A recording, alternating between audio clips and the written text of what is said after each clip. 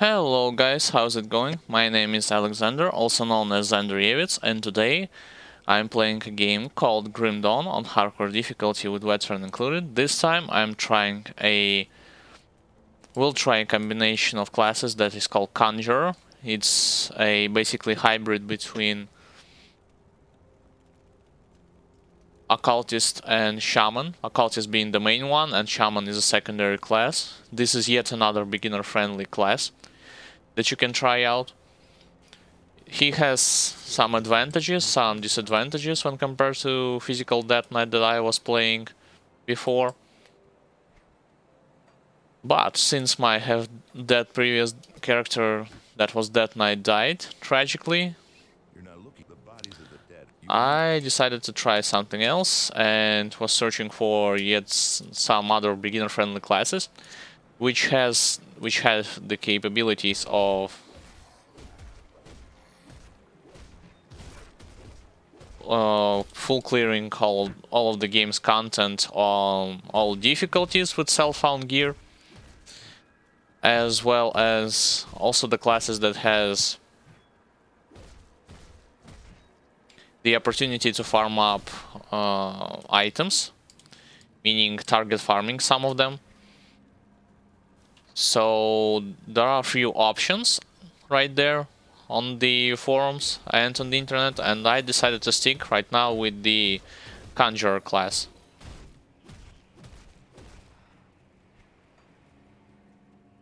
Also, if you are new to this game and you want to check my edited video where I have discussed all of the boss's deadliest attacks, as well as what resistances you can get at certain stages of the game and vice versa what you can neglect, you can do it by watching my YouTube video called Grim Dawn's Tips and Tricks. All the links for this video as well as for my channel you can find in the description on my Twitch channel or on my Twitter or Facebook.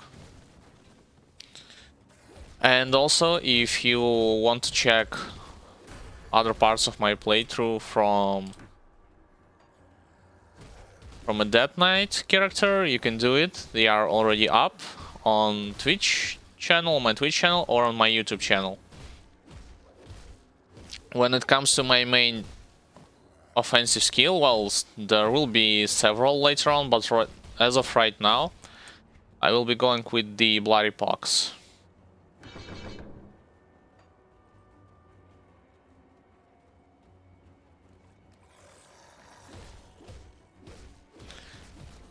Later on, I will leave a Grim Tools link so that you can check for yourself how will my character look like eventually, once I will farm up his gear.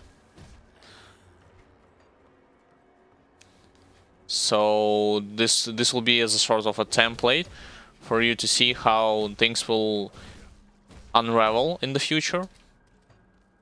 But right now I'm telling you, without opening the guide, I'm telling you I will be leveling the Bloody Pox, I mean the Grim Tools link that I was using.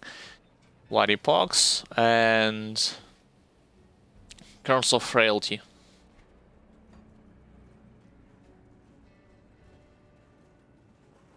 Just need to reach for this point yet. Also, if you want to check a precise schedule where I will stream or my brother will stream Grim Dawn, you can do this under the schedule graph, either on my Twitch channel, YouTube, Twitter, or Facebook. When it comes to comparison, yes, I will be comparing Death Knight from my own perspective with the Conjurer, meaning their tankiness as well as some of the advantages and disadvantages from the point of view of leveling up as well as gearing them in the process. So it will be interesting at least to watch, to hear, to see for yourself how things will unravel.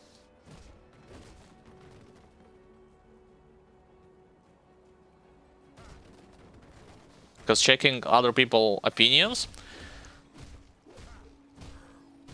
I already knew some of those, but I want to see for myself what are his drawbacks, his benefits, so on and so forth.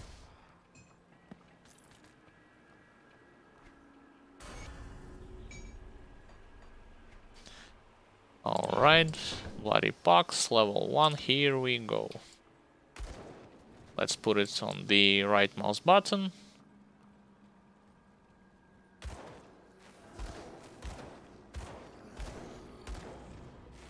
Yeah, so for now, Bloody Pox working the way as a sort of debuff disease, which spreads the longer it stays on target. It spreads to nearby targets as well.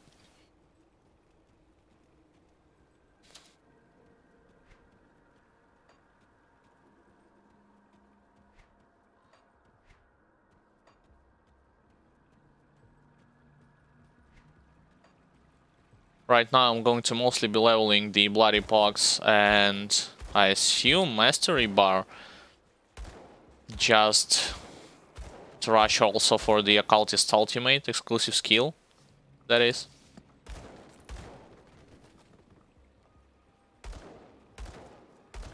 Yeah, so for now my auto attacks from this pistol do more damage, but later on things will definitely change.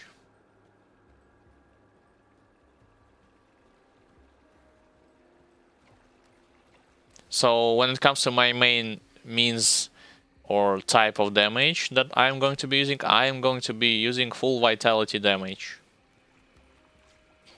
So my devotion points as well as my future gear will be centered around it.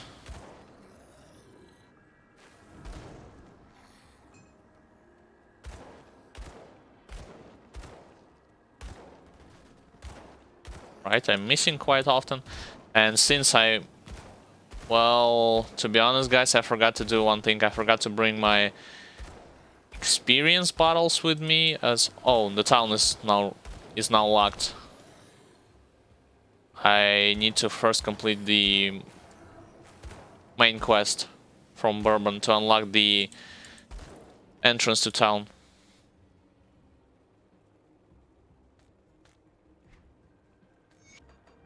Because I was about to say that I'm going to utilize those mandates that I have collected from previous Death Knight, as well as experience potions along the way, just to speed things up. But despite speeding things up, I will not going to skip a lot of areas, simply because I do need to get used to this class, the way how he plays, so on and so forth, to get a hang of it, to be more familiar with his kiting strategy, surviving strategy, so on and so forth. Alright, so I definitely see that Bloody Pox, despite the fact that I'm utilizing it on target that are nearby, can spread to even the furthest targets as well.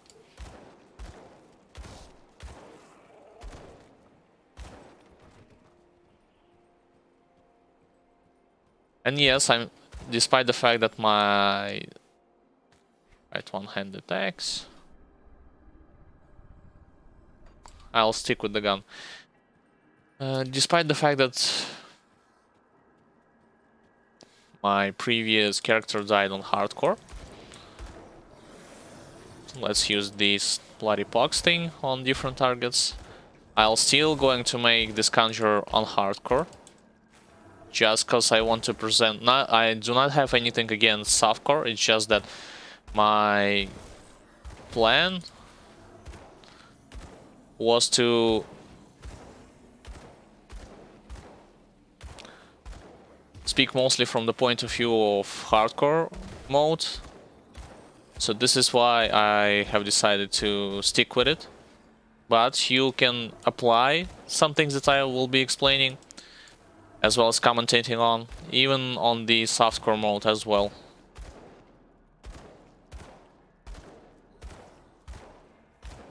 Alright, he's about to be dead. Yep.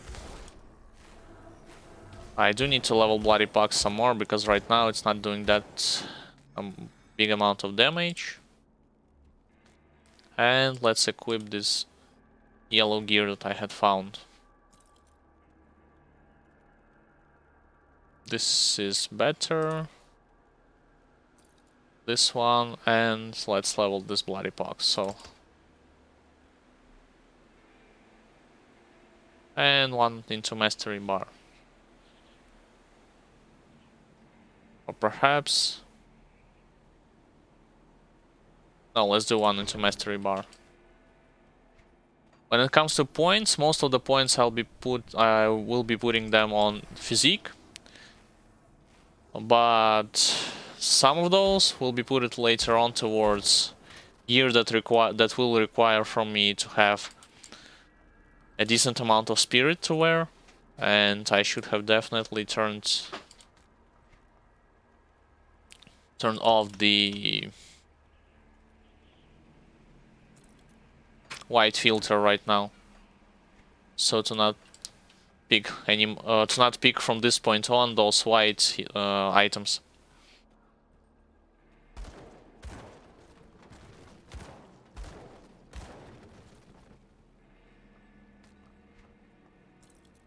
Alright, let's use those lore notes.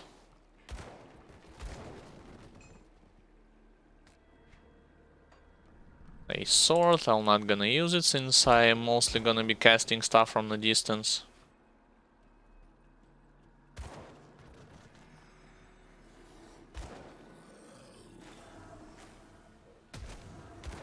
Alright, so bloody pox definitely do need some time to work on targets, so need to keep this in mind when fighting either against big boss or big groups of monsters. Alright, so let's go into Hargate Island first.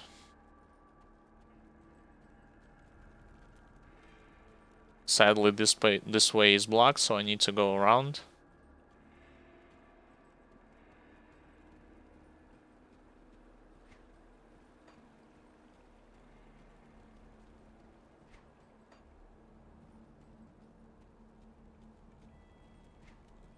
Is it this way? Nope. Need to go to the bottom yet.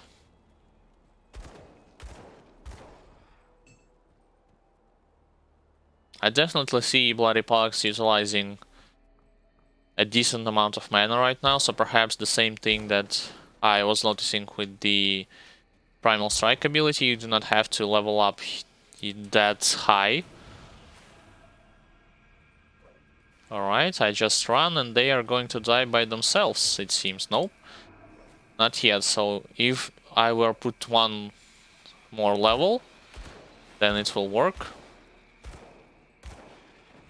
I wonder if Bloody Pox works from corpses. I mean, the corpses who has debuff on them.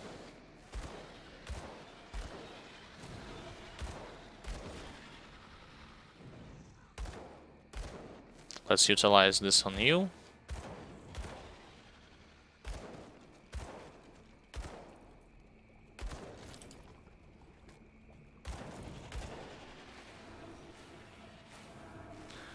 Yeah, probably good idea is to put it on several targets, or that's from what I've seen.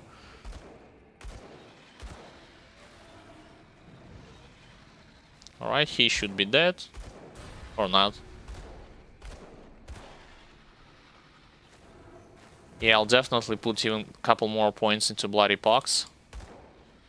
Just to speed things up. And he adds more into Mastery Bar. I wonder what is good threshold when it comes to mana management and Bloody Pox damage output as a whole. So this is right now level 5 Bloody Pox. Alright, they are dying, so I do not even need to attack them that often.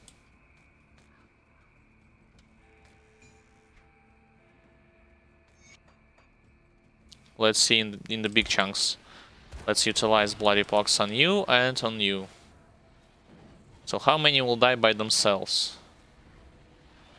A lot, actually. Oh boy.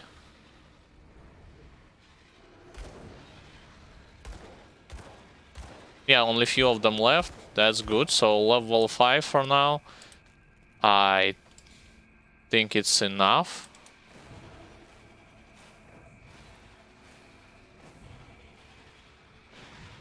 Alright.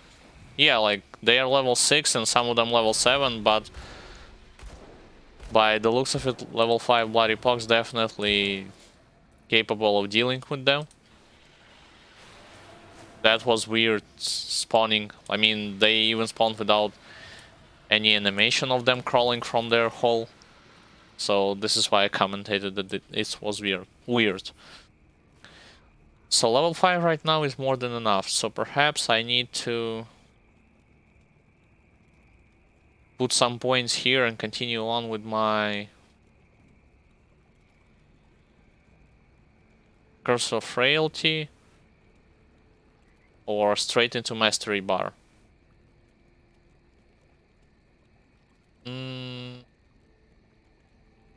I'll go straight into Mastery Bar.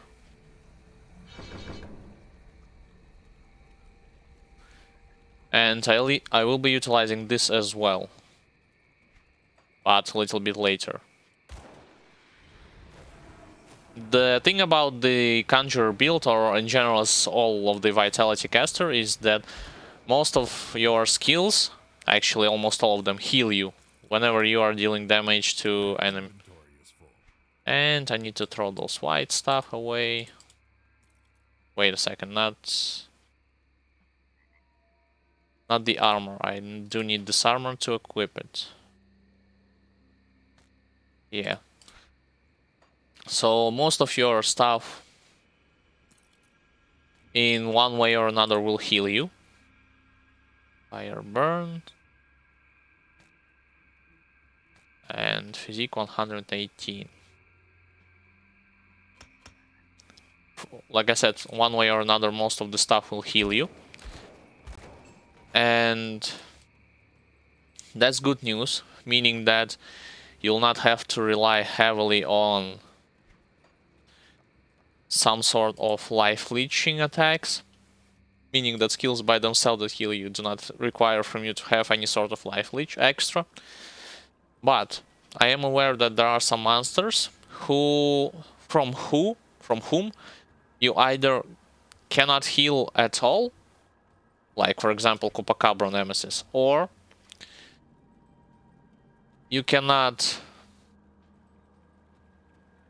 do enough damage to, let's just say, nuke them down quickly enough. Wait, from Chupacabra, I take that back, I have explained this wrong. So from Chupacabra you can heal. It's just that Chupacabra has so much vitality damage resistance, especially on ultimate. That means that you're going to run around with this character a lot to kite him, kill him eventually. But the thing is that all the others... Oh, and there is one more creature, mainly the Manticore boss that is guarding Ancient Grove. You cannot heal from this monster as well. So you should definitely keep this in mind. But when it comes to all the other aspects, I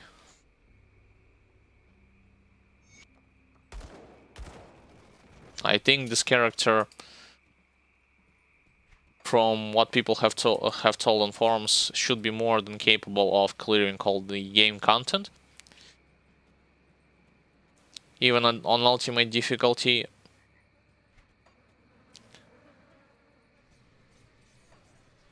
Due to his high surviving capabilities from healing from his skills, like I said, as well as dealing damage.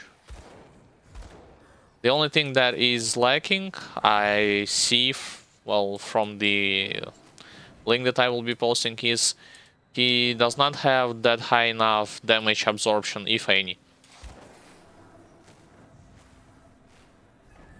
So any melee heavy hitting monsters, bosses, creatures, so on and so forth, should be tread carefully. Oh, this crystal, I definitely... Yeah, so like you see, level 5 skill, yet it still consumes a good chunk of your mana bar. So this is why I do not see any point of leveling it At least for now, more than level 5.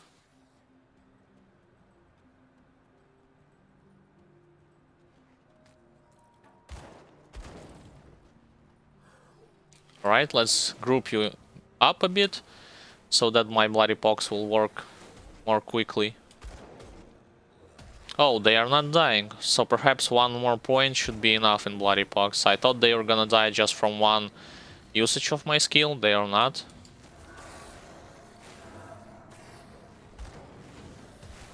Oh, so the thing about vitality damage, as I see, it ignores armor of this rotting soldier. Meaning previously when I was analyzing Primal Strike, I have come to a conclusion that Primal Strike, a good chunk of its damage, can be blocked by Rotting Soldier with the shield. But when it comes to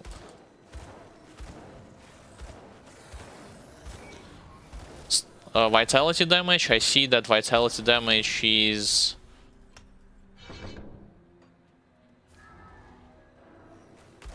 more than capable of dealing quickly with those Rotting Soldier guys. Right, so I do need to remind myself that this Ether Crystal I need to actually hit with the pistol and not with the vitality, not with the Bloody Pox. I have found a new one, vitality damage.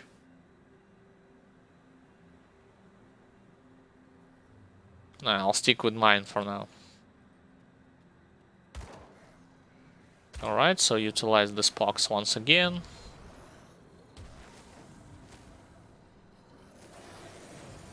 As of right now, I can tell you that she should not have any problems against big groups of monsters. Did I miss them? I thought I didn't. I will still yet to draw my conclusion on big and sturdy elites and bosses, but when it comes to just regular trash, big, which is by default means big groups of monsters, he should be capable of dealing with them. Can I? Right, I cannot apply a debuff from here, but I can destroy those Ether Crystals from here.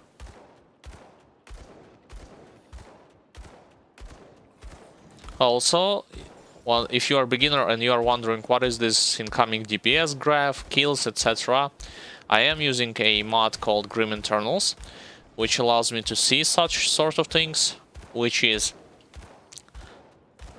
what type of damage my character is receiving, how much, so that I can pinpoint my weak stuff, strong stuff, so on and so forth.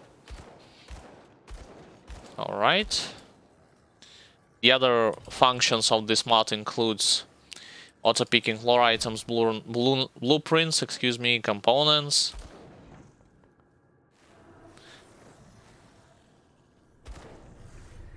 As well as rare items. And yet another function that I haven't tried yet, but I am aware that it exists, is the fact that you can actually teleport to a certain areas, although I do not know how you can do it, but note that you can. It will be especially helpful when you try to farm up or do your farming sessions, so this is why I... Oh, and also this mod allows me to highlight HP of my characters as well as my enemies, so that I can easily see how many HP left of them, how and where my debuff has been applied, either on me or on my character. You can definitely play without this mod, but this mod it just makes things a little bit easier to track. And it is fully compatible with every version of this game. You do not have to do an elaborate setup to install it. Right, this guy just won't die.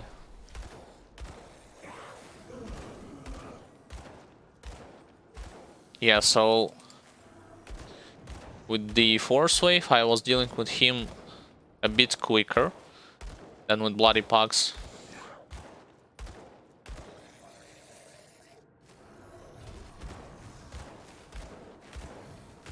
Yeah, cool thing is that all of the trash that he's summoning is dying just because of my debuff. My disease from Bloody Pox. Like you are seeing right now.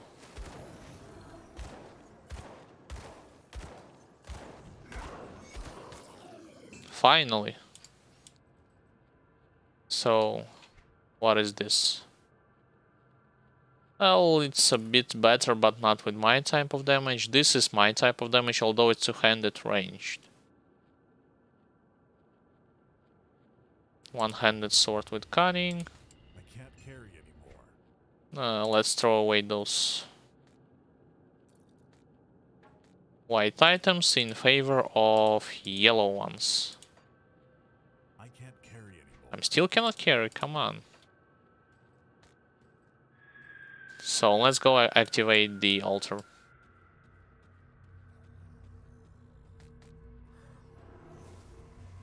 I missed? Alright, that was strange.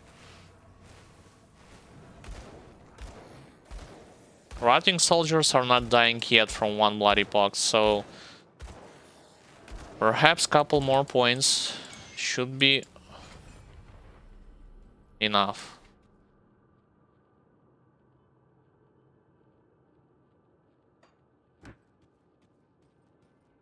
Alright, when it comes to devotion, first thing I'm going to level is the bat devotion.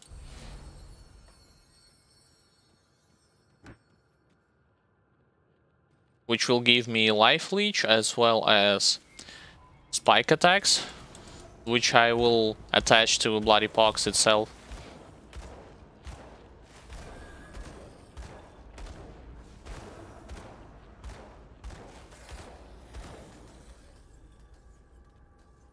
Alright, so sturdy targets dying a little bit slower when compared to force wave.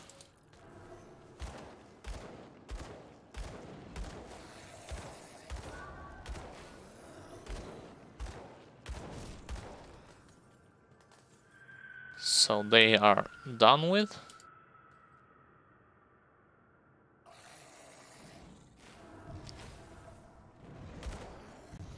Oh, good thing that I can just debuff those guys and run while they will explode, so I will not be harmed by their initial explosion. I mean, not initial explosion after that. And it's a good thing that I can kill those guys as well with my curse. Yep, definitely doing the wonders. So I'll visit this cave later on. As of now, let's go into this road. Yeah, sadly, when it comes to my experience potions that I have bought, I should have bought way more than just 10. When it comes to scrolls, I'm fine with all the faction except from, I believe, how is it called, Barrowholm. But when it comes to Potions of Clarity, which is this game's version of experience potion. Oh, hello, Broski Yuri. So far, doing great. Testing the waters, quote-unquote, with my new and fresh created characters such as Conjurer, a combination between Occultist and Shaman. This is yet another beginner-friendly character. Oh, and I forgot to mention welcome to the stream. That's important. Alright, and also the thing is that from what I've seen for now, you do not need to level Bloody Pox that high, because it's a very mana-hungry skill. Yet, it's capable of dealing with big groups of monsters quite easily. Without any problem, actually. When it comes to single target DPS, it's lacking a bit, in my opinion. As you can see, I have leveled only 6 points. When it comes to attribute points, I have leveled mostly physique, and will be leveling mostly physique, and I will put just some points into spirit. I do not think, judging by Grimtools link that I have, that I'm using for the Conjurer that I need some sort of cunning from him.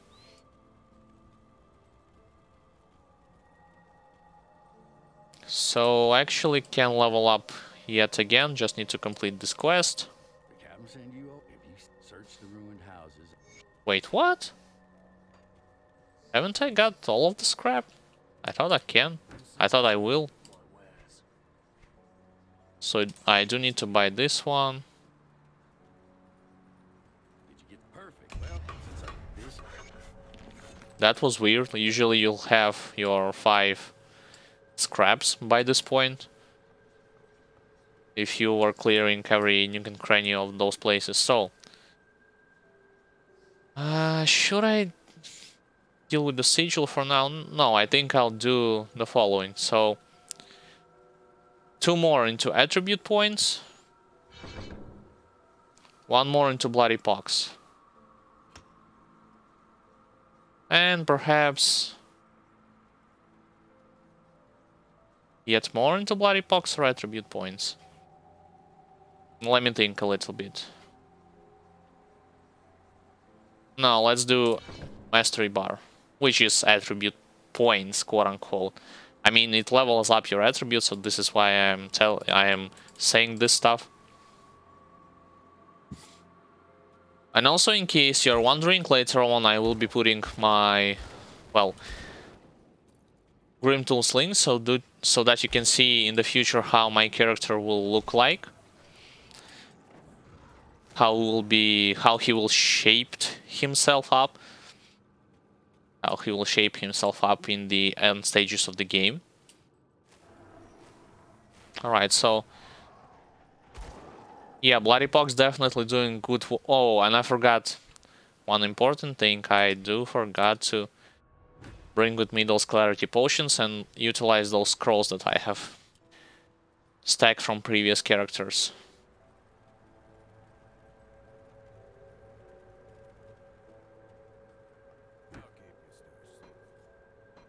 I was talking about those ones.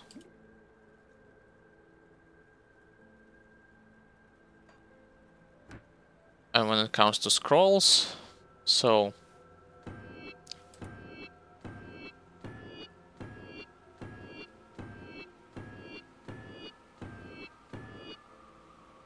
and let's get back to business. And 2 available points, I'll save them for now.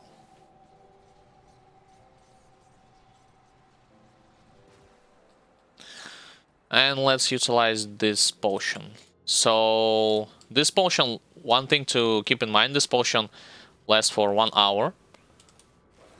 So, plan accordingly. I mean, your gameplay. It's better if you utilize this potion with... Alright, so they are still not dying with 1 usage of Bloody Pox. Interesting. I wonder how many more points you need to put in order for it to take full effect. Can I... Alright, I was able to curse them from top. So what I want to say is that plan your gaming session with the usage of those potions accordingly, meaning that you will not waste any more time. You'll not have to waste any more time just by utilizing them. Alright, so, and actually...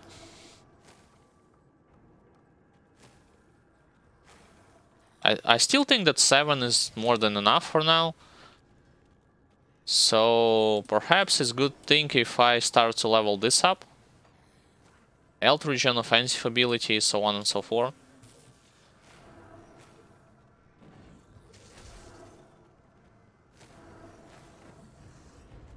Or just move yet further into this, into the modifier. But it will increase mana cost. And like I said, the Bloody Pox is very mana hungry skill to use. Especially if you are not killing big chunks of monsters and you're just using it on 1 target.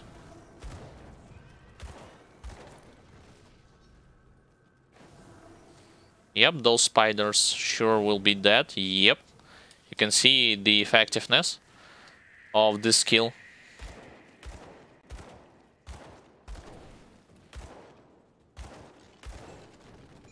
But nonetheless, you'll need to keep this in mind that those spiders actually can present a great threat if you're not careful, since they are doing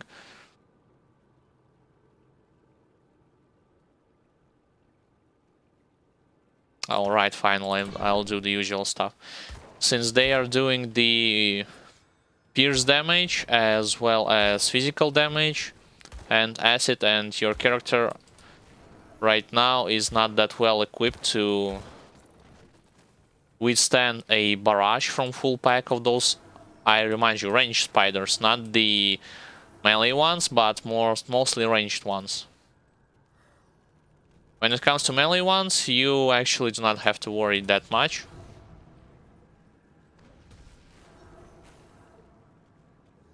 But the ranged spiders at those stages of the game, especially on veteran, can present a great threat to you.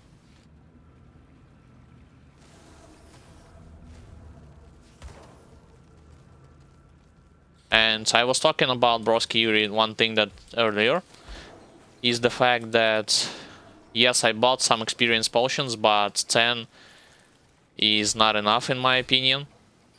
He will definitely, should I level up this character, I mean not should, but when I level up this character to Elements Resistance Revere status, I'll definitely buy a hell of a lot more of those Clarity potions.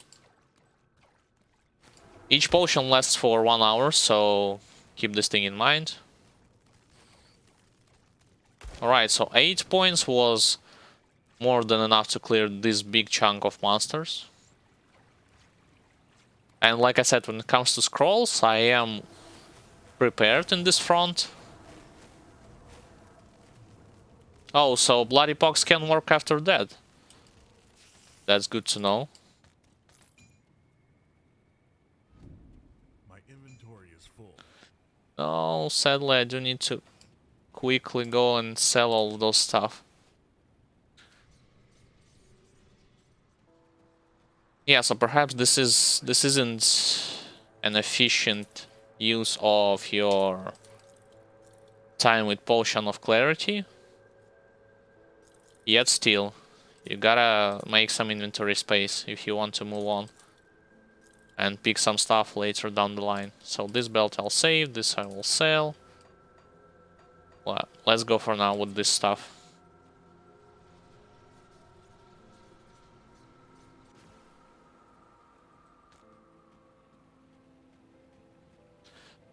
Also, if you like to ask me any questions regarding the game or its aspects, game aspects, you can definitely do it.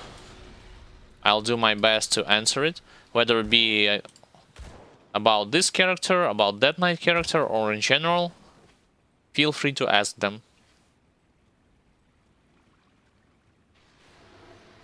Let's see how well Bloody Pox will do against those yellow mobs. Not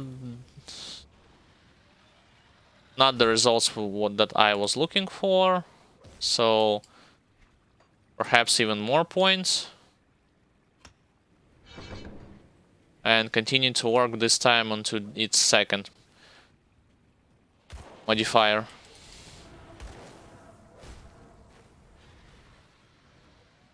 Yeah, so perhaps the great idea with this character will be to always find big chunks of monsters, utilize pox on them, and then kite accordingly to monsters' diminishing ranks. Alright, so 8 is still not enough to kill with 1 Bloody Pox this slit.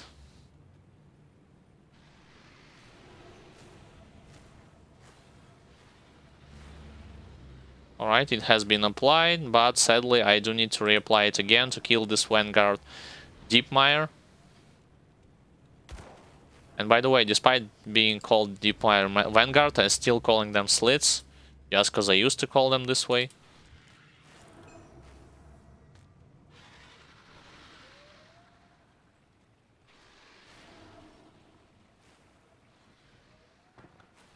Come on, move.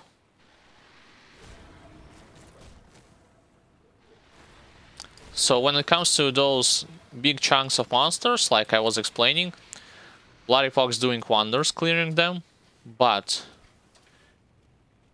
those elites and sturdy, later on I assume Flesh Hulk, so on and so forth, you'll definitely need more damage to get rid of them more efficiently, let's just say. Not, if not quickly, then efficiently. Boss has aggroed towards me, so I do need to apply Bloody Pox on him as well.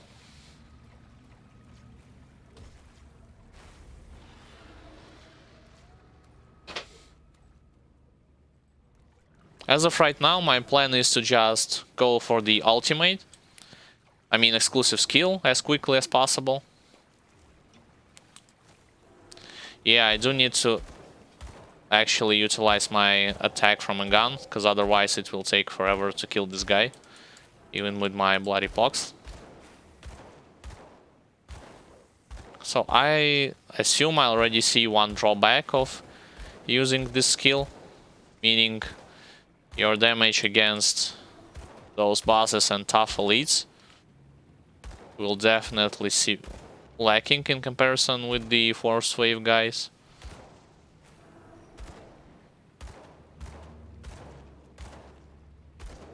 But I'd like to note, when it comes to those guys with the shields, unlike Primal Strike, I assume vitality damage passes right through their defenses.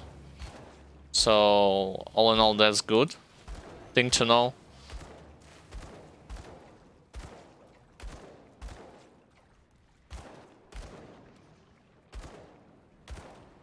Slowly but surely I am diminishing this guy's health pool. Not that quick as I wanted, but still.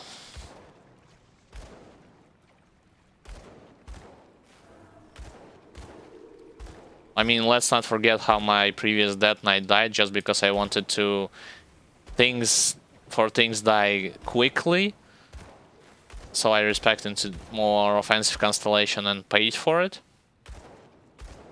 with the death of my character. So let's not make, well, first of all, let's not complain that much, and then let's not make the same mistakes twice by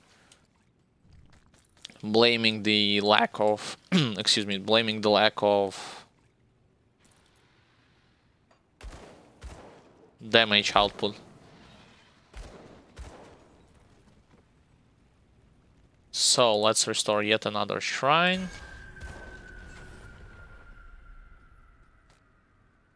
Aggressive Knife of the Void, acid, poison, offensive ability. What about this book? All damage, 174 spirit. Yeah, believe it or not, I'll be utilizing a book just for extra energy regen.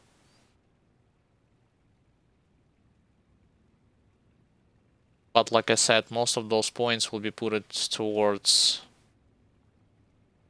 Actually, let's do 1, 2...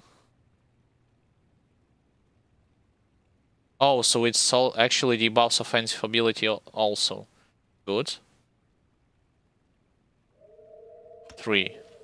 And then I'll do the following, like 1, 2, 3. And 1, 2, 3 as well. And then from here I'll just move on with this skill. So how much spirit? 174. And into physique some more, so I can equip this stuff. And let's put first point into Bad Constellation. Let's get back to Devil's Crossing.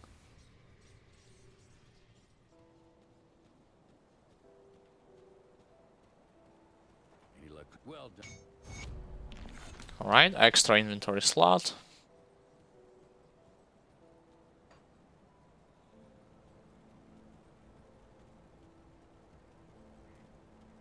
Good. You follow the rope. Alright, I am ready, let's go.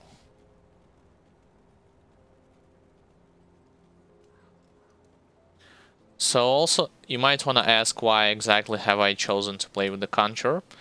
Well, it's, like I said, a beginner-friendly character, that's one thing. The other thing,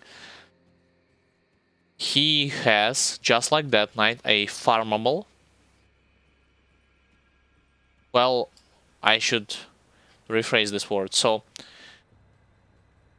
with the appearance of Forgotten Gods, every character right now has a farmable set. Shattered Realm set, I am talking about this one. Alright, so I do need to be careful around this area and do not want to die with those. So with the Shattered Realm, when talking about to specific, like they are healing. Oh, those guys are healing. So talking about specific damage type, vitality damage. This guy has a set called to elite. That's not good. I mean, elite and the boss. I'll kite them around. So he has a farmable set, Dark One set. The downside is that this set can only be farmed on ultimate difficulty. So first I'll do the...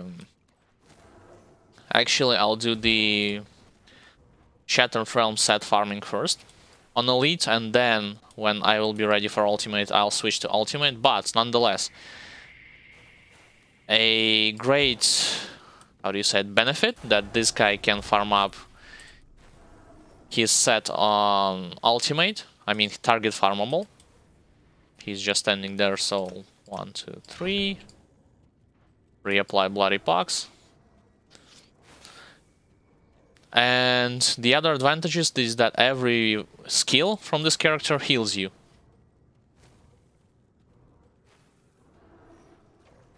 So, and by more experienced folks, Vitality Caster, whether it be Shaman and Necromancer, or in my case, Shaman and Occultist, Occultist being the main one, capable of completing all of the game's content without that difficulty, without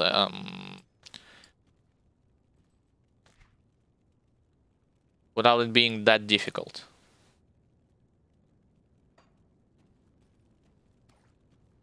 There are other options as well, such as, I believe, combination between Keeper and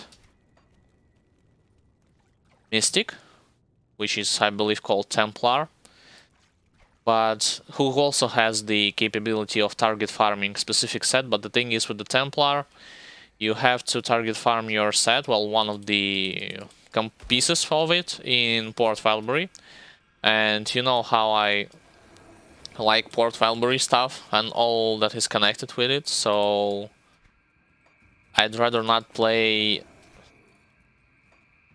I was joking when I am playing Death Knight and wondering, gee, I mean, what are the characters who actually need to go to Port Valbury and farm equipment right there? And it turns out those character exists.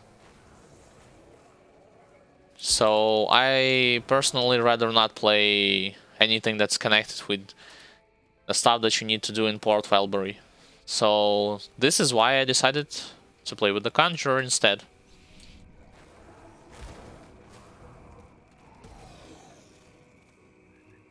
So far the leveling process has been going smoothly. Not without drawbacks like single target damage capabilities, but still I am getting used to this class, his strategy, his kiting, his survivability, so... And with the benefits of clarity, Potion of Clarity, I am also receiving experience from it, a lot of it actually.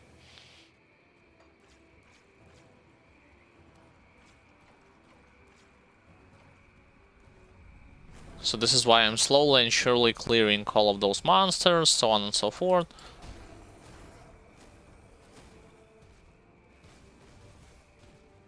I am hearing a fight, but I do not see where it is happening.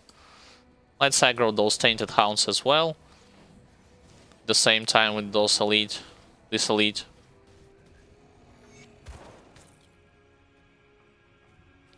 For now, I will be picking up those yellow items, but later on... Right, vitality damage, that's good.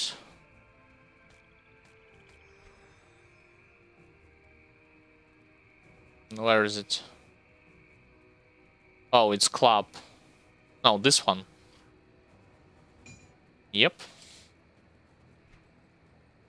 But later on, this, as soon as I will get my green items up and going, most of the stuff at least, I'll turn off the yellow item filter, so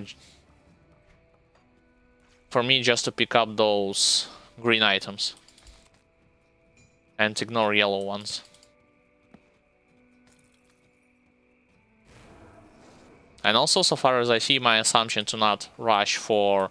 Usually when it comes to... Well, let me explain how I have leveled my force wave. So I rushed for the first skill and then went to second and third. But the thing is, with the Bloody Pox, should I have done this, I would have forced myself to play with huge amounts of energy potions. Because just like Primal Strike from the Shaman, Bloody Pox from Occultist is a very mana-hungry skill. It deals a lot of damage, but you need to be focused on the stuff that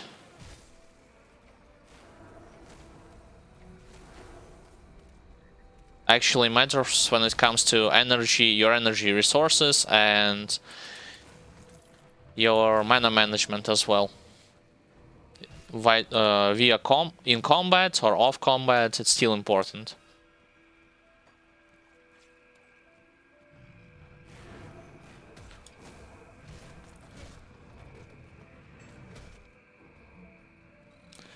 And the thing is, to dish out good damage against most, not all, but most of those monsters, you do not need to have a lot of points put it into the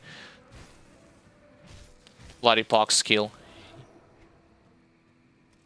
The drawback would be is your sturdy targets such as those rotten soldiers, as well as those slits that you have saw before. But when it comes to all the rest, you are good to go.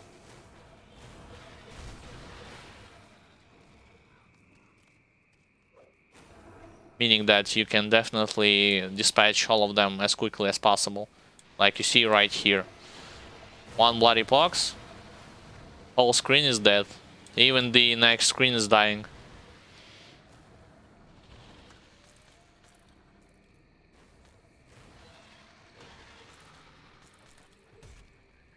With the force wave, I would definitely... Well, I could have done it, but it would take me a lot more time. And I'm speaking from the one who has leveled that knight to a level 100 from scratch, so...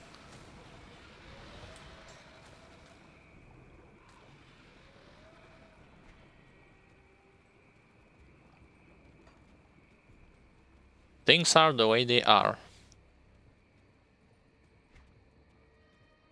Oh, my inventory is almost full again. Yep, that's what you get by picking those yellow items. And believe me, when I had started the game for the first time, I initially thought that you need to pick everything up. I mean, white, yellow, green, blue, so on and so forth. But quickly I realized, should I have done this, I would have done countless visits to town for inventory management stuff. And I'd rather not do it, to be honest. I mean, yeah, when it comes to gold, you actually not have to worry that much. Most of your gold will be spent towards blueprints,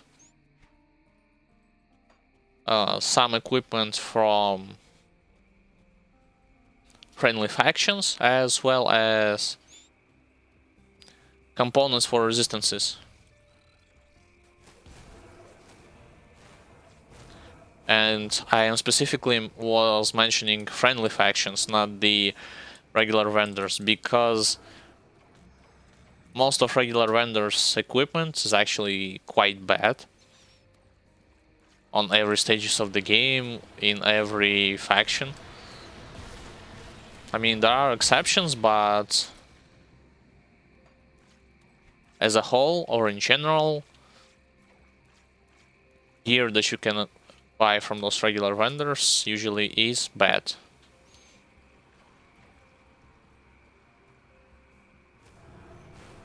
Alright. Yeah, so it's, you see, I will not be able to finish up with one bloody pox those matriarchs. I believe that's due to the fact that they have received buff from the Howling guys. Alright, so let's see. I'll change this with this ring. This one, this amulet with this amulet. Yep, continue moving towards exclusive skill. And I cannot carry anymore, so I do need to sell some stuff. Come see what's left of my wares. Alright, so I am looking for vitality damage, preferably knife and a book, or a scepter and a book.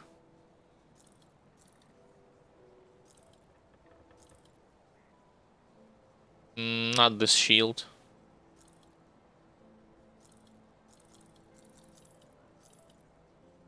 Ether damage, no thank you.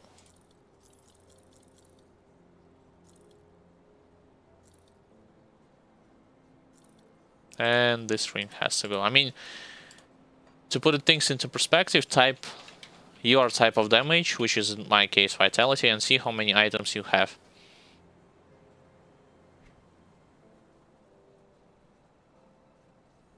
Not that much.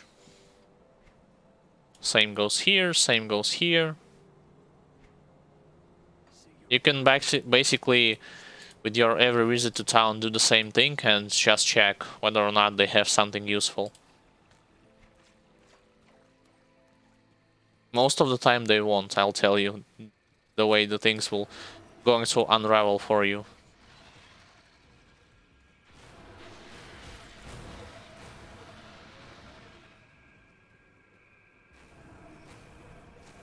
Yeah, so they are definitely receiving some form of a debuff, so without it, oh, they have 25 HP left without it.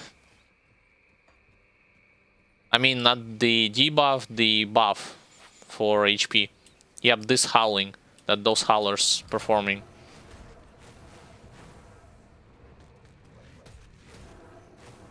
You see on the top of them you have those blue icon, which mean that they are buffed.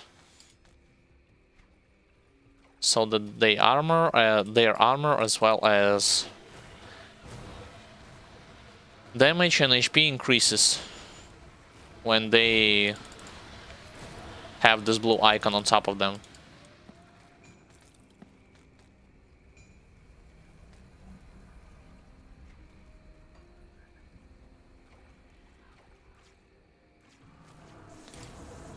Yeah, perhaps it's better to focus on the howlers first rather than matriarchs. Alright, so Whitemire territory has been cleared. Let's move on to, well, almost cleared, except for those one slit nest.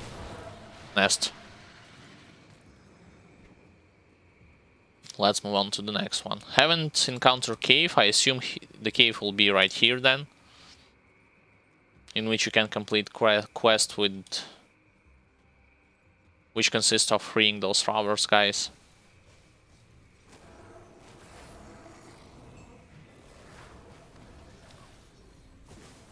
Alright, so you see what those corpses left those bloody pox on the ground, so this allowed me just not to recast it and basically stand there and gather loot.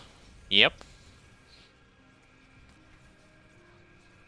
How many slit necklaces? 3, so I can go and just complete this quest.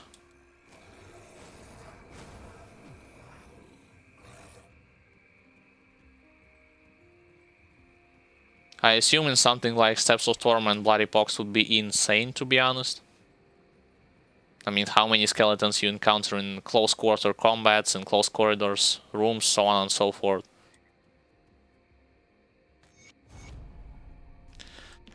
And let's equip this ring. You might wonder why. Well, more damage to... let me show you. To Biskin, Beast Kin, more energy regen, and a bunch of resistances. Just for free. Well, you just have to complete this quest, which is not that hard to begin with. You are killing slits will allow you to complete this quest eventually.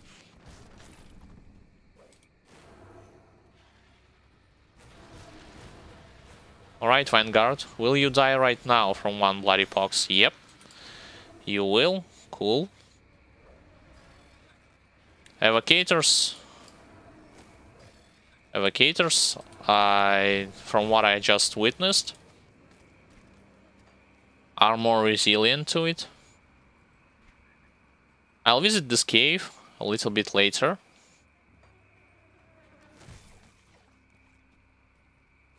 One bloody pox, please.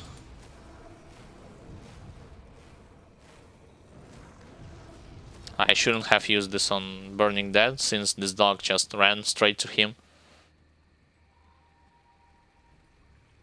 I'll go here just because I want to enter in this cave. And also, as you can see, with the usage of Grim Internals, a mod that I'm using, it also displays, or shows, however you want to put it, how much time you have left with your Potion of Clarity. Currently, right now, I am left with 33 minutes. Each Potion of Clarity lasts for 1 hour. So this is why I think that I need to be honest, I needed to buy like 30 or 40 with my Death Knight. But I didn't know about it at that time. Should I have known about it, I will brought more with me for my future characters. Alright, still no cave. Let's turn to the... Actually, let's aggro those slits.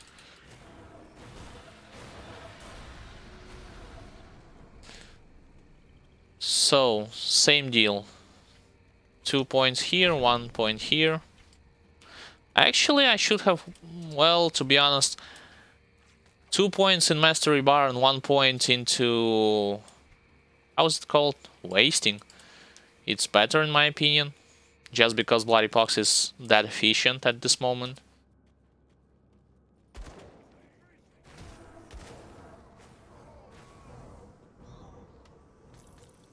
Yeah, so you see, except for those tough yellow monsters... Oh, it's not killed him, fine. Except for those tough yellow monsters, the other one, you will not have to worry about it that much. So you're free, take care, let's continue. Oh, this skill actually unlocks, I mean not skill, quest, Rover's Faction. I was wondering before when I have checked whether or not Primal Strike Shaman actually worth it to level or not. And also back there I was wondering, with the usage of those mandates, should you need to open up your faction first to level their reputation with them or not? And I was surprised that Rovers have unlocked way before I had visited them. In the Arkovian mountains. I mean, not mountains, where the Cronley guy is.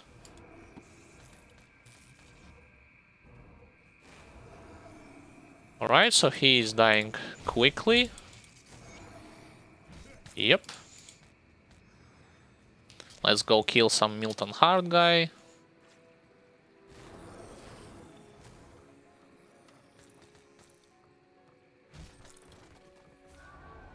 What about those crystals? Sadly, those crystals are not dying fast from this bloody pox. So, with that being said, I assume you need either some form of more AoE damage. Alright, Milton. Stop running and start dying.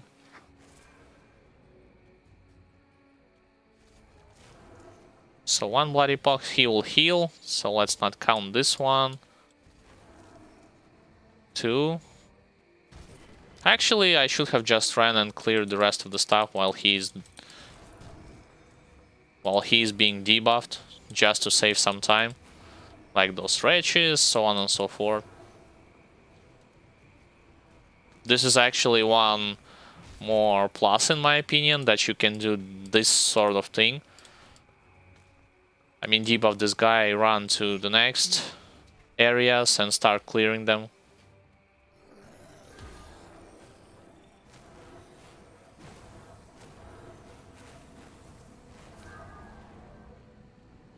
Yeah, about those ether clusters, I'll definitely have to figure something out. Just because later on I do not want to approach to them and kill them manually, quote-unquote manually.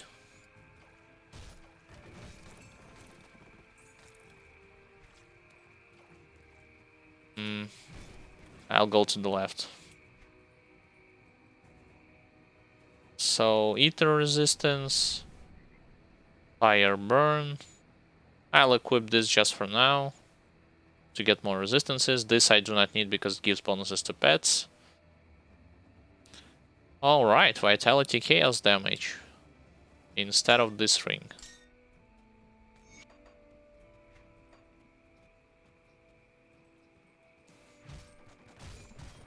So like I said, my main damage type will be vitality damage, and I will collect, equip and wear everything that will be connected with it. Same goes with the devotion constellations.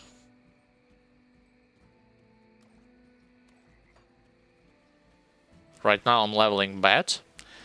After Bat I'll go towards either Eel. No, I'll actually go towards Eel and or Sailor's Guide to unlock the ability to level Wendigo. Wait a second, 2, 3. It requires 4.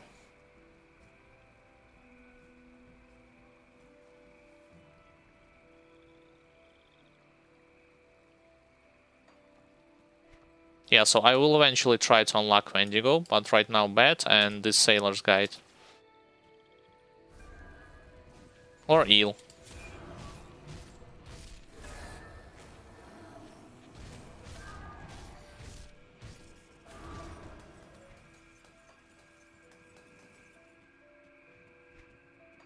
So let's go to the right as well.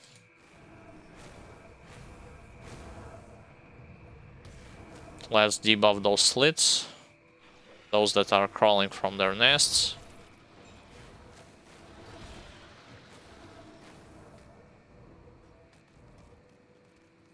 Yeah, so I'm digging that, assuming that your gameplay will be based around the fact that you just debuff those guys and then run. So to quote-unquote save you some time.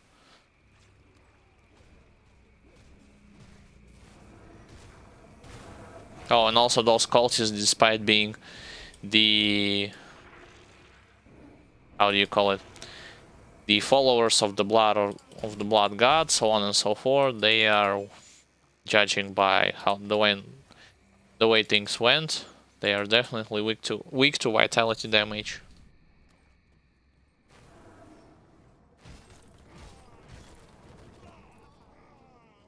Yep, I was right, just debuff them and run to the next room. Or kite if you are facing a tougher target.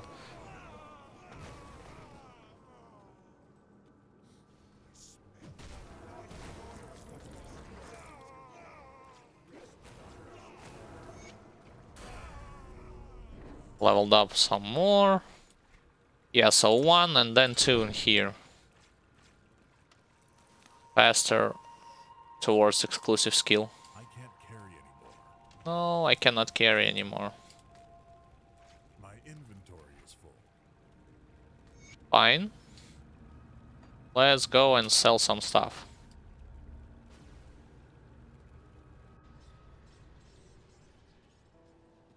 Approach to you. So I have checked and I haven't seen anything with the vitality damage right now.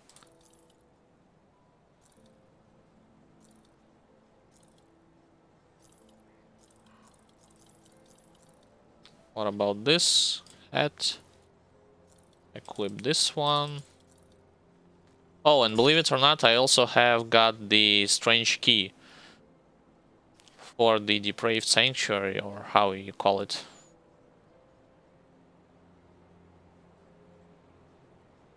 It's too expensive for now. Let's go and drop some components.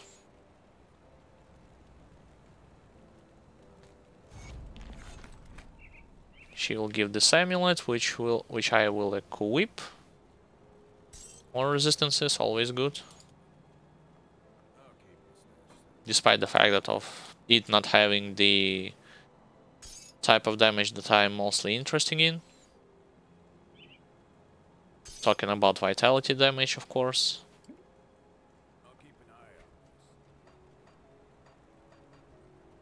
I forgot to sell this amulet.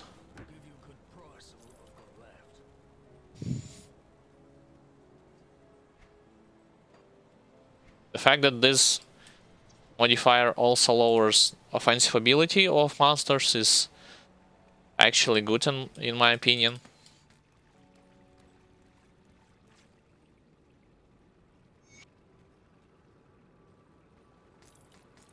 Let's pick this stuff up. And then let's head back to the open areas.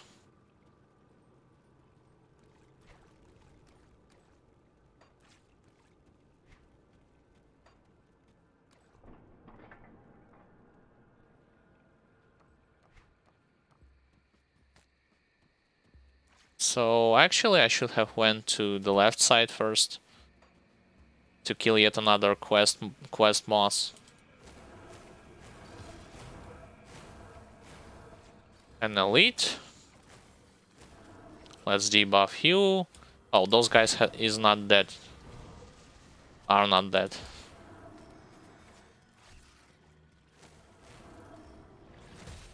Yeah, I assume Bloodletter just by his name has a lot of vitality resistance. And also the fact that he heals. He heals. Or not, never mind, it should be the better word to put it, despite the fact that it's just a giant mosquito. So let's debuff him again and run to those slits, since I do not want to just run around on endless circles near this mosquito.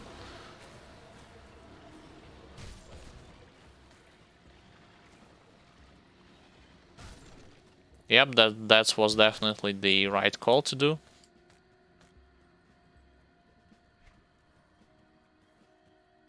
So before I'll head to this cave, I actually will visit the right corner of this area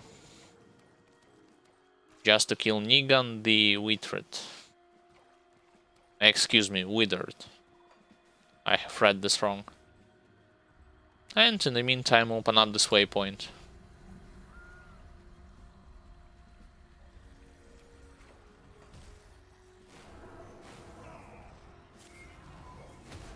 Yeah, so I definitely need to figure out more effective way to deal with those ether cluster crystals. Because my bloody pox does not work that well against it. As you have just saw.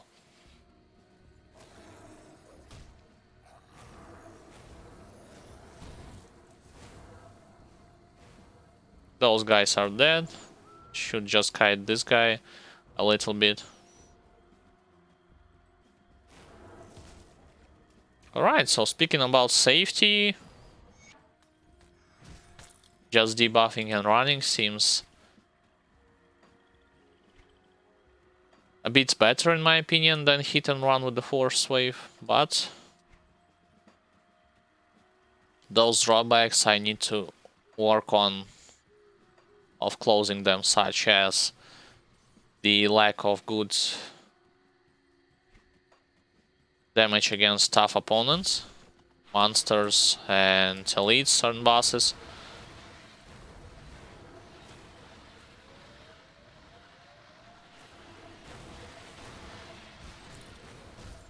Yeah, but clearing out the whole screen with this bloody pox actually feels kinda good. Not kinda, it actually feels good.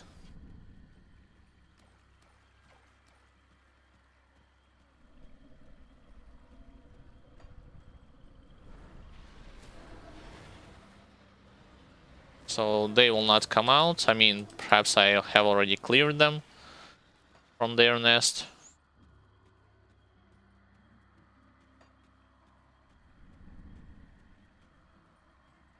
You also might wonder why I am clearing out those areas fully. Well, I had explained two main reasons why I am doing this. First being the fact that I need to get used to this character playstyle, so on and so forth. If I want to level up this character until level 100, especially in hardcore. And second reason is the fact that I am using those clarity potions, which is the other word of experience potions. And by applying them and using them, you gain a lot of extra experience despite killing monsters that have like 1 or 2 levels, that are 1 or 2 levels below your character. So keep this thing in mind. I'll equip it, sure. Same goes here.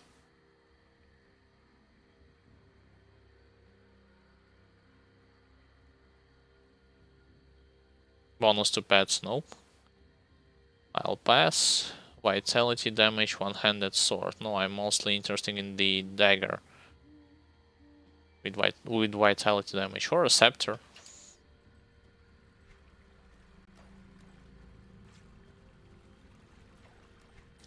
Alright, so clear this area and let's go into this cave to pick up yet another devotion point.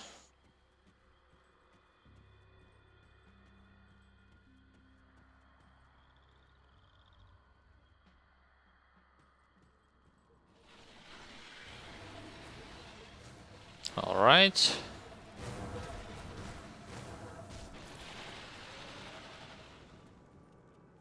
Yeah, knowing that you do not have to reapply the same debuff twice actually feels great.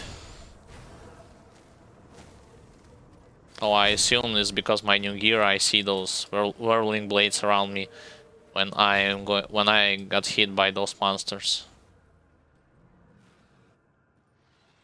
Come on, pick it up.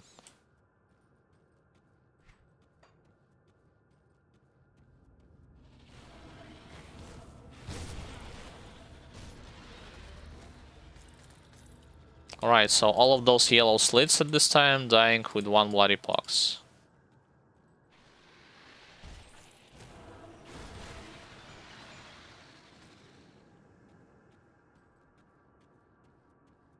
Let's aggro them, and if possible, yeah, stack them. Wanted to stack them together, but some of them had died before I have managed to dispatch of the others. So, same deal, 1 point here, 2 more into mastery bar.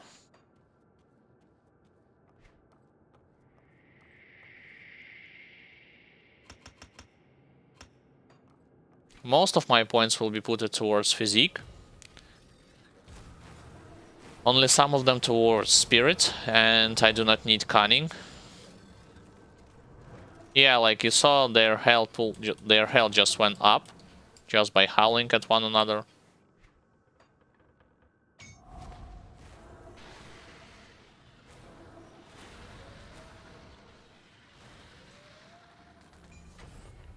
Alright, another devotion point has been cleared. 3 more points needed.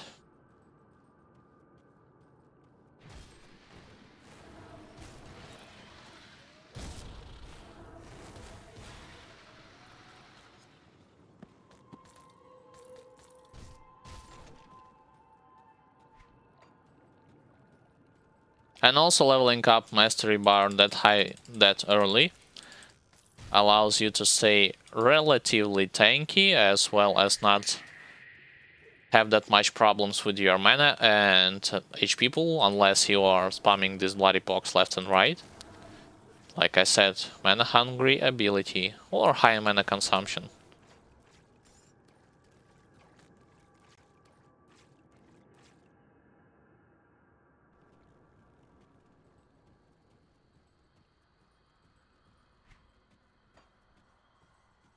I am wondering whether or not I'll go to this depraved sanctuary. Or I will spare Direni's life in order to fight him later at Krolny's hideout.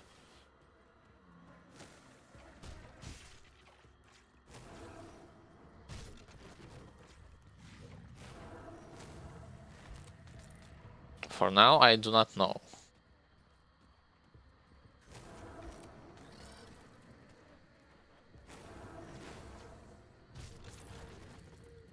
What does the third thing do? So, poison damage per second, vitality damage, chance of confuse target.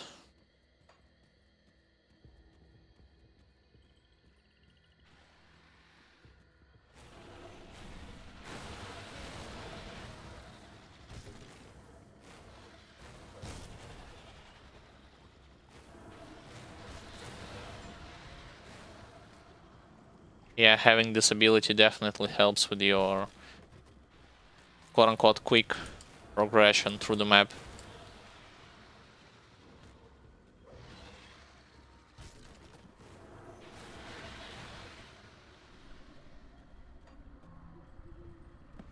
I'll clear this area first and then I'll go to this cave, same as before.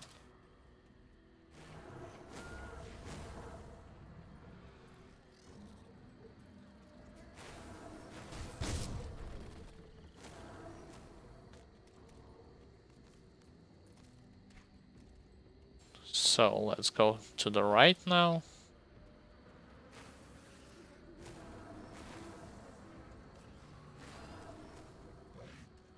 Let's aggro them with those guys as well. Oh, another elite. Fine, fine. Alright, this time one bloody pox was enough to kill those two mosquitoes. With this guy, I'll just keep debuffing him and run. Just to make sure he's following me. Because standing on one place and attacking him not going to speed things up.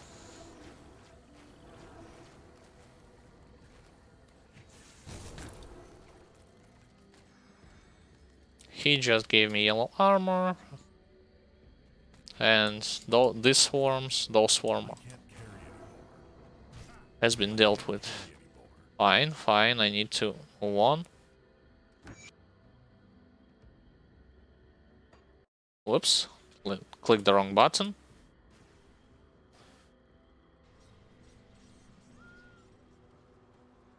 I'll give you a good price on what I've got left. One-handed sword. Like I said, need either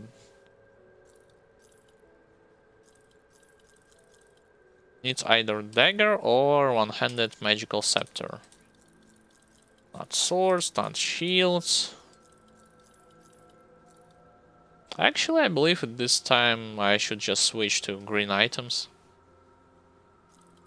rather than continue picking up yellow stuff.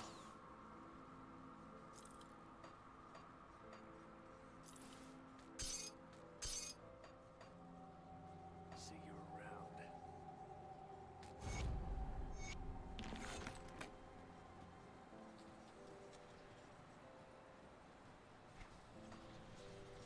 Let's turn off those yellow stuff. So that I will not have to visit town that often. Of blood. Oh, it's Thunderstruck. Never mind, I thought it was connected with vitality damage. So this guy has been saved.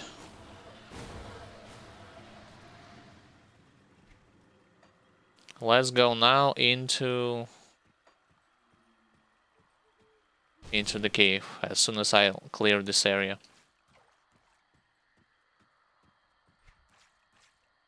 How many points? 23 points more. Actually, I believe I'll get my exclusive skill from Occultist earlier than with Soldier. Because I believe first, fourth wave, you are leveling until 16 out of 16 points, and his Bloody Pox can only be leveled for 12.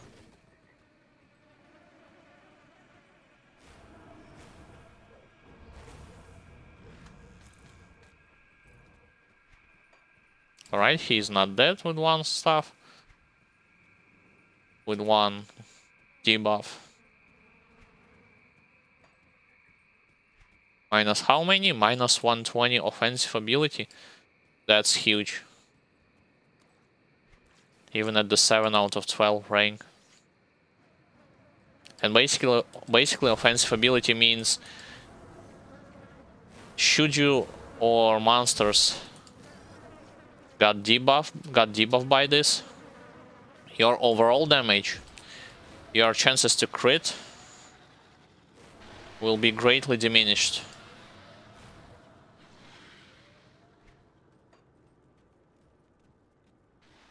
Let's debuff all those guys, just because I can. And collect. Well, I was about to say and collect my rewards, but they didn't drop anything. Yeah, I'll first run here.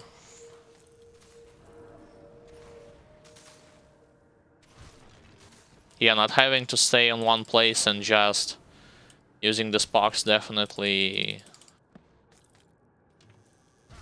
feels a bit smoother. Not faster than Force Wave, but smoother just because I can explore the rest of this area. And at the same time deal damage to this boss. It's not going to work every time, I assume, but right now it is working. Let's debuff this Howler, this Matriarch, hopefully, well, let's use my mana pot. He is dead, yep.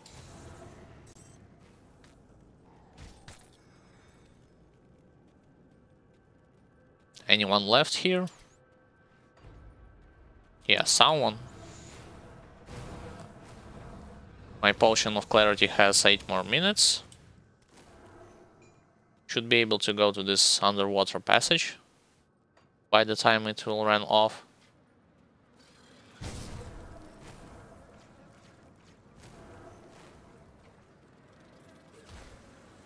A lot of mosquitoes. I do not recall of being that many when it comes to my Soldier playthrough, my Death Knight playthrough.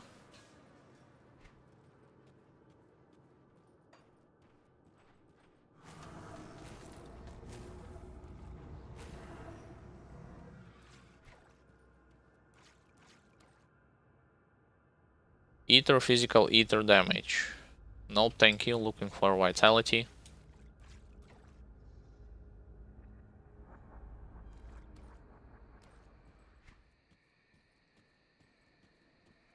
So this time let's go into the bridge.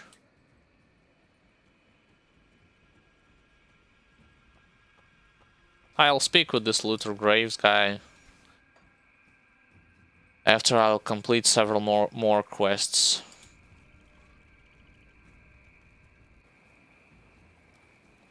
Do keep in mind that not only am I using potions, but I am also using mandates that gives 150% bonus reputation for each friendly faction that I will encounter down the line.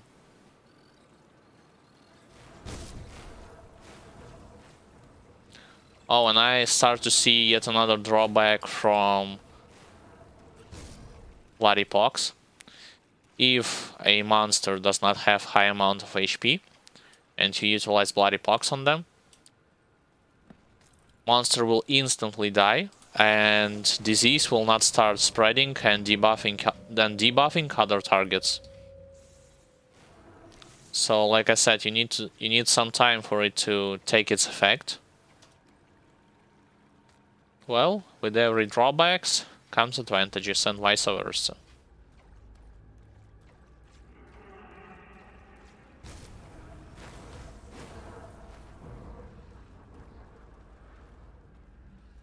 Alright, they are being dealt with. Yeah, just keep in mind those spiders, especially ranged ones, like I said. At this point in time, you are not equipped to deal with them.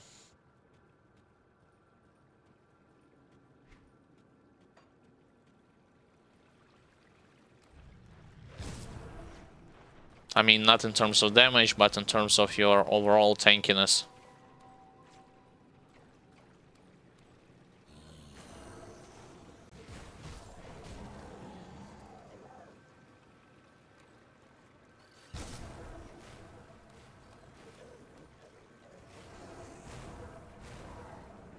Looking for anything that I can click on to explore.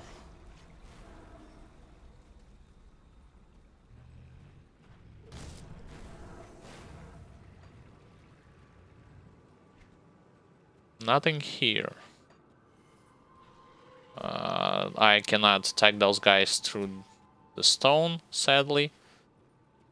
So this time I'll go to the left. Put more points into physique.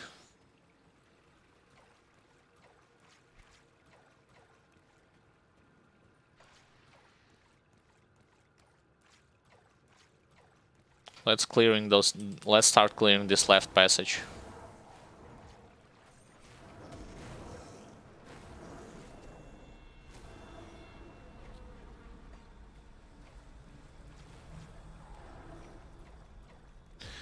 And also, while running around and clearing those lesser mobs, I'll use this calm opportunity to say hi and welcome for all of those who has just tuned in or start watching the stream from the beginning or watched either mine or my brother's videos on Twitch video on demand section or on YouTube or on Grim Dawn tips and trick videos. Nonetheless, welcome. My name is Alexander, also known as Sanderyevits, and I am playing a game called Grim Dawn on hardcore mode with veteran included. I am playing to build a Conjurer, a combination between occultist and shaman. It's yet another beginner-friendly class, same as Death Knight, with whom I have played before. The other name to put it of this class is a Vitality Caster.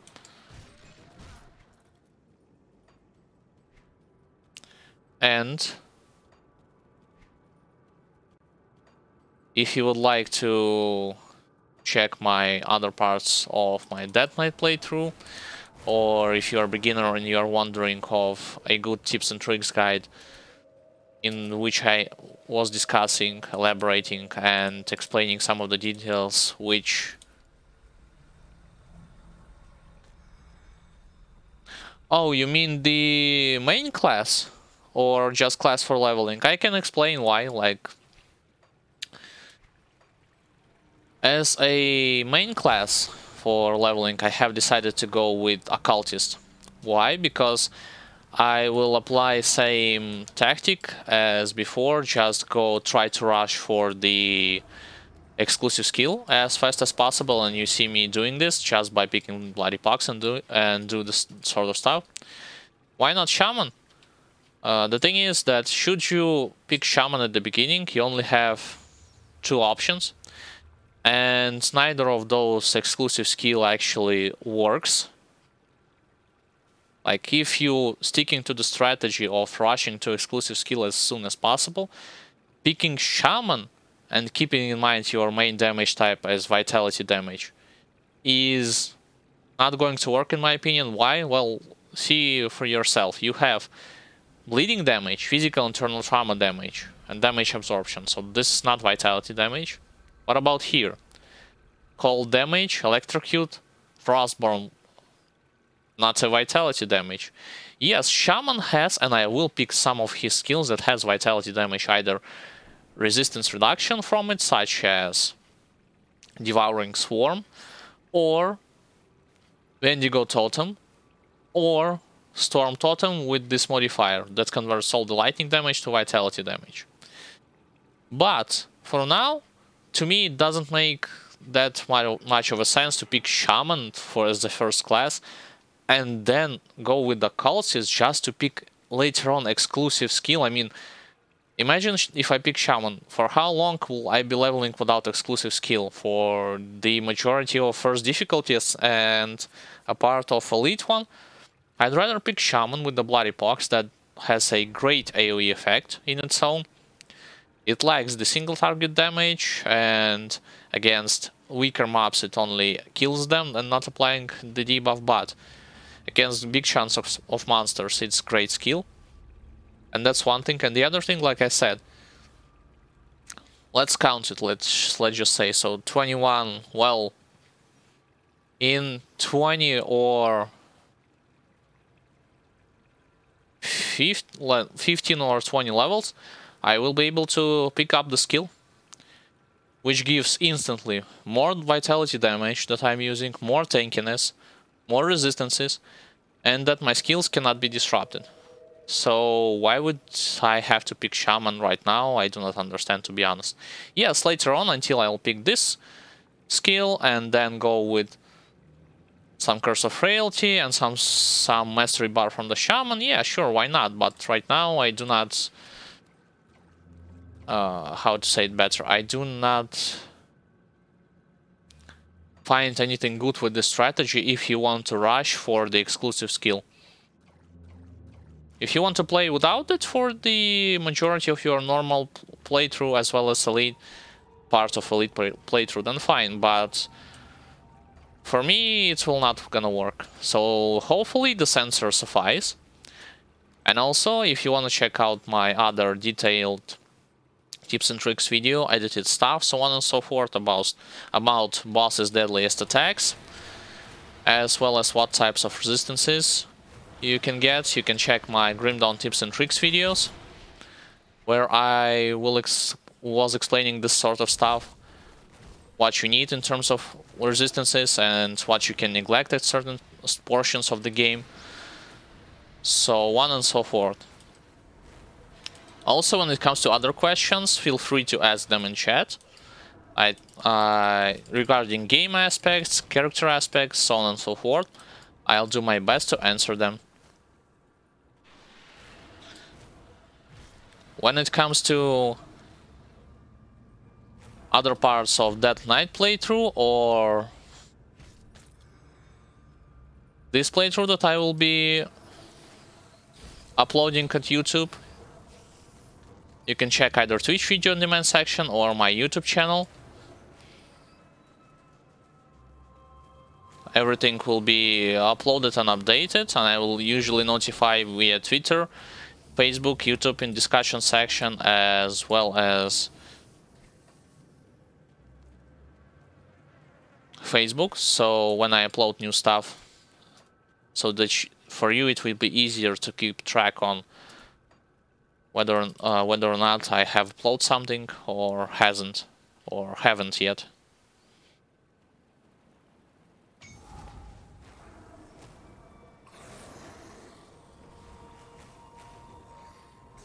Alright, they are dying left and right. One more devotion point, so I do need 2 more. Yep, hopefully this answer was elaborated enough and you got a better picture from it. But nonetheless, thank you as well for asking questions, and also for, how should I put it, for the engagement in stream and discussion with the streamer. It's also, despite the fact that I had level 100 character at ultimate difficulty, I am still consider myself as a beginner, and probably you know something that I do not know, and vice versa. Nonetheless, let's learn from this by sharing our knowledge of this game and discussing some stuff that this Chandler does not doing any. He just this was actually hilariously funny. He just walk and walk and walk. He has 2 ranged attacks. Well, sort of ranged attacks, and he hasn't done any of them. 28 with fire, nope. Pierce. Oh, and my potion of clarity ran out, so in the next area I'll definitely use one more.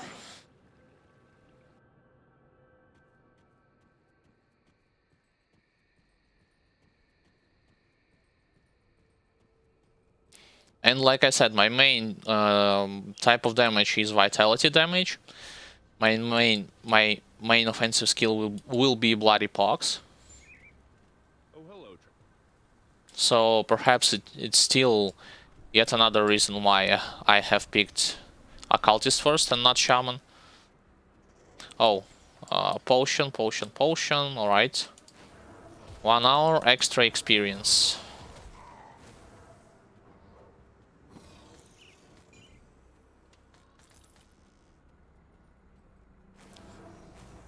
In this area there will be yet another devotion.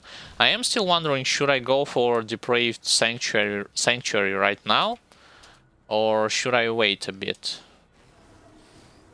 Let's see how fast this pack will die. Well, except for these mosquitoes, everyone died quite fastly. Quite quickly.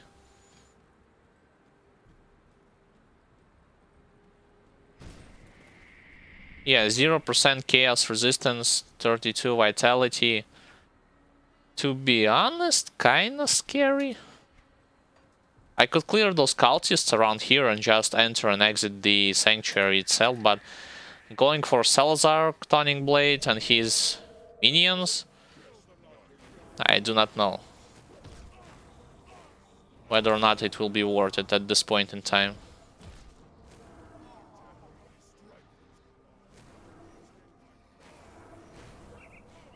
Oh, so those cultists have some resistance against another key.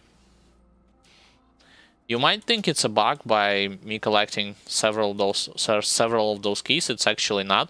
The moment you open up this Depraved Sanctuary, all of the keys that you have with you or have collected at previous points, they will vanish. And I was about to say that yes, those cultists have some sort of resistance reduction towards vitality damage. I thought they haven't. This is why previously I was making fun of them, like, yay, they are servants to Blood of Catan, like god of bleeding, blood, whatever the thing is. Yet still they do not have... Still they do not have any form of defense against this type of damage. Turns out they have.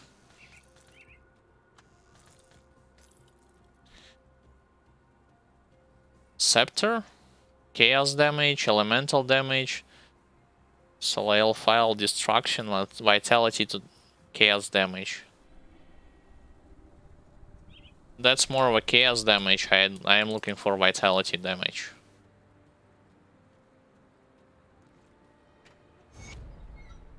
I mean, I can see how things will go right here.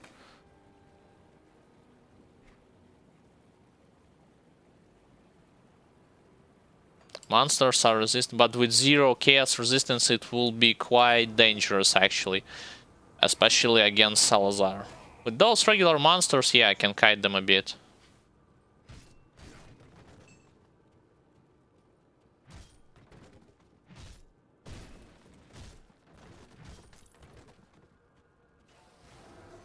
I am more worried of those. If not cultists, then those demons that explode when they are dying, and Salazar himself. The rest of them, not that much, to be honest.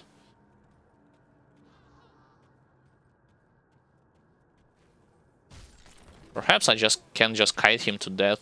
I mean, yeah, the good thing that despite dealing not that great of a damage when it comes to bosses and elites, alright, we are definitely having some elite party. I mean, demon party over here. Yeah, those pulls, they will definitely hurt you a lot, so especially at this stage of the game. Alright, one of them is dead. Let's debuff the other one. And just run around and perhaps from this pillar. Yep, this pillar definitely will do the job. Yeah, he has like 14,000 HP. Salazar, to my... if memory serves me right, has like closer to... either closer to 50,000 or 70,000 HP. So it will take a while.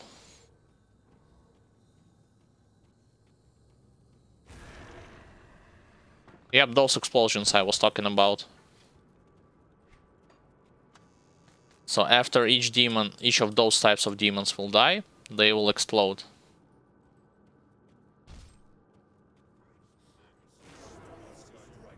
Yeah, those cultists, do not mind them that much, especially since they are grouped up right near the bloody pox effect.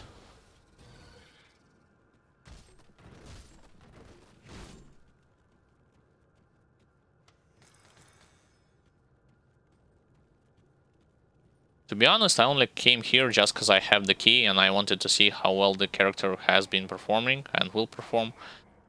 And actually, since I'm talking about this, I do not remember another demon, two of them. Actually, you need to be careful around those guys as well, since they have the ability to throw on you, like, yep, those pulls, and do a hell of a ton of vitality damage. Chance to miss is not that big of a deal, but vitality damage is critical. At least at this stage of the game. Yeah, if I just need to kite them by running back and forward, this Harbinger is almost dead, I'll debuff him. So that he will definitely die for sure.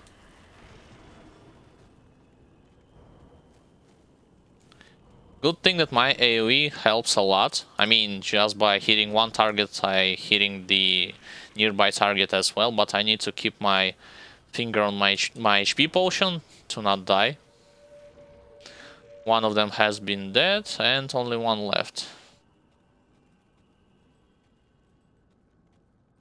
Come on, disappear. Yep. Took forever, to be honest. Where's this one? And this one is dead also. So I have already had 3 elite around here. 3 elites, guys. One of them being demon that explodes, and the other one is lesser demons, but still elite. Leveled up again.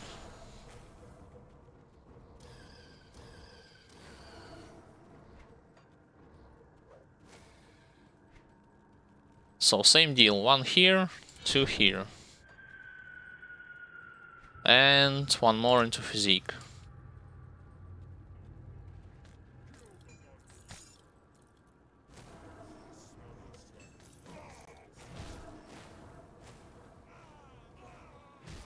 Alright, while they are dying, I can just roam and pick up some, open up some chests.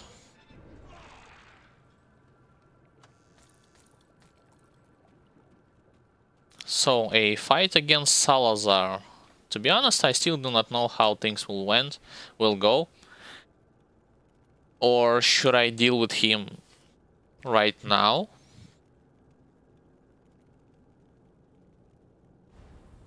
I can put Unholy Inscription and Sanctified Bone. Just because I have them.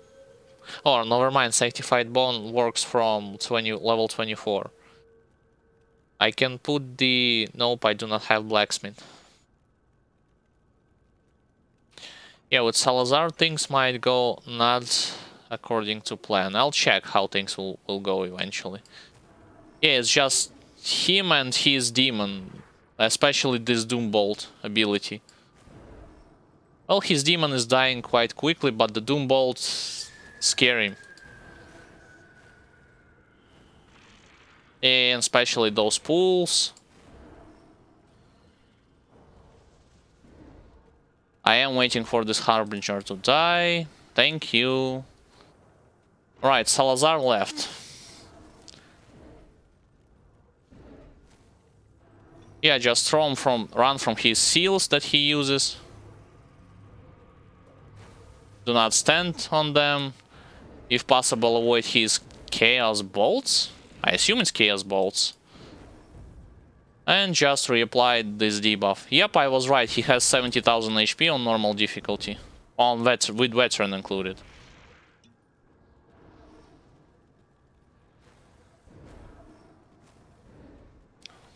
So far, he has lost half of his HP. I am waiting for his seal. The thing that you are seeing right now that he is using with the skull, I initially thought it was some sort of a... Come on, cultist just wanted to join the party. I initially thought it was some sort of a debuff. I mean, not a debuff, a buff on himself, and it actually is, but not only a buff, he actually applies and perhaps turns off his exclusive skill. Yeah, so he's using Curse of Frailty, which reduces your resistance towards chaos, as well as vitality damage, so this is why this fight is dangerous at certain stages of the game. When it comes to Elite and especially Ultimate, not that much. But when it comes to normal, this fight is actually kinda dangerous. But like I said, just applying debuff on him and run works. And since I am running with the active Potion of Clarity, I already have had a ton of experience from this place.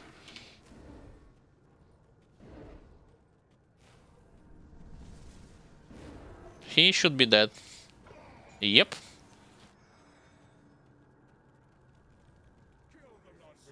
So only a few cultists left.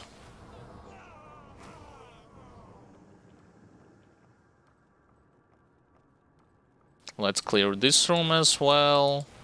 Not stand in the entrance.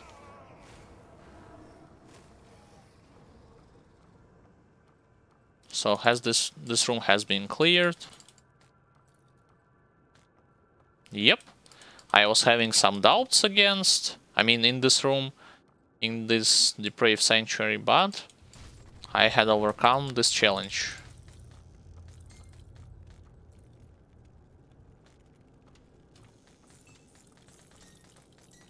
Open up these chests. Anything good? Fire Eater, Lightning Eater. What is this? This is better just because it has 190 armor on it. Vitality Eater Chaos. Let's equip it.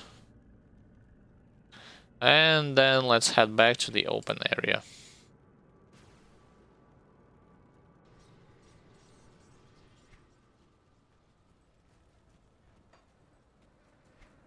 So right now I'll go straight to Angrim, which is the blacksmith. Then my plan is to go to the cave to pick up devotion points, and finally to the left corners of this area to grab to kill some quest mobs, which I need to kill. Yeah, and I assume Grubbles will definitely going to suffer from this bloody pox.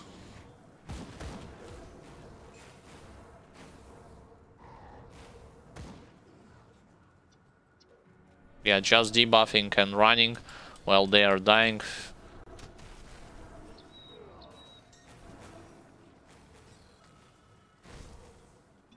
Yeah, just some of those mosquitoes have... It's either high HP pull or they are resistant to vitality damage, so one of two.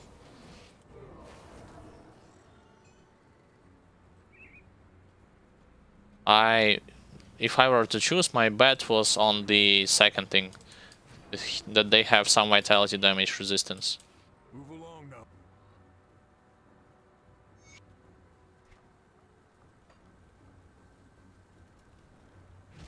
Let's smash those boxes. And then let's move to the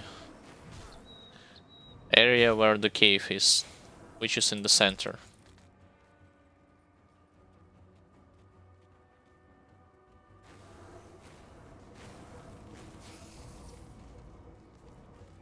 Alright, so one bloody pox gets rid of them as well.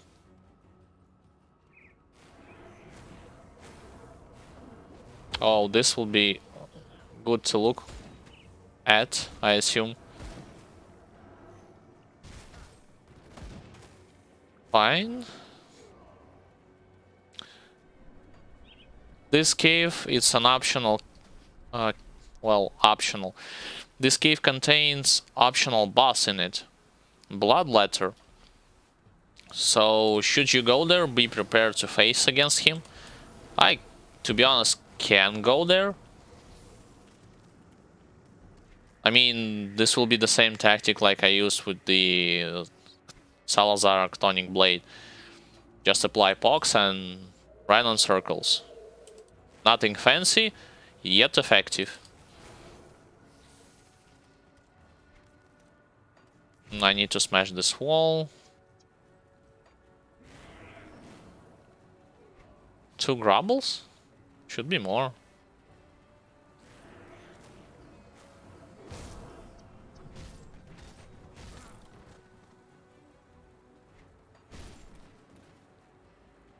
Yep, they are stacked only here. Some beasts.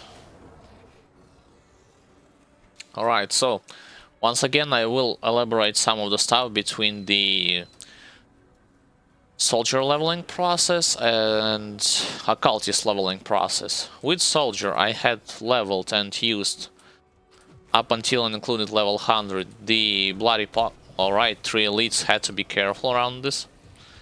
So as soon as I'll deal with them, I'll continue my thoughts. Just need to pay some attention towards them. Actually, no, let's continue my thoughts. So, with the soldier, I had leveled with the force wave, all the way up to level 100 and included level 100 with the two-hander. Advantages, like straight. Internal trauma force wave does not take into account any of the target's armor. Doesn't matter who you are facing against, you'll be dealing damage straight through his armor. Whether it's a boss, elite, you get the point. That's one thing. The other thing, internal trauma can stack, meaning the more you hit targets, the more your overall damage output will be. When it comes to just force wave in general, it does not require a lot of mana, even if you are going to soft cap it as soon as possible. That's yet another advantage. So I had leveled, same thing from here to here. And when it comes to strange things that I did not understood yet, but I had numerous times talked about it, is strange force wave hitbox. I do not know, well, I have talked that it's not a bug, it's actually developers said that it intended to be this way. I am talking about strange force wave hitboxes. You see sometimes when character standing on one place and you hit monsters with force wave, and they are a little bit lower or higher on the ground. Their HP bar will not move whatsoever. That actually means that you need to either lower yourself or go a little bit higher to them. So the drawbacks, let's enumerate drawbacks. On ultimate difficulty, that's especially applicable, I assume, not only with force wave but every physical internal trauma. It's just with force wave it's easy to do this sort of a mistake.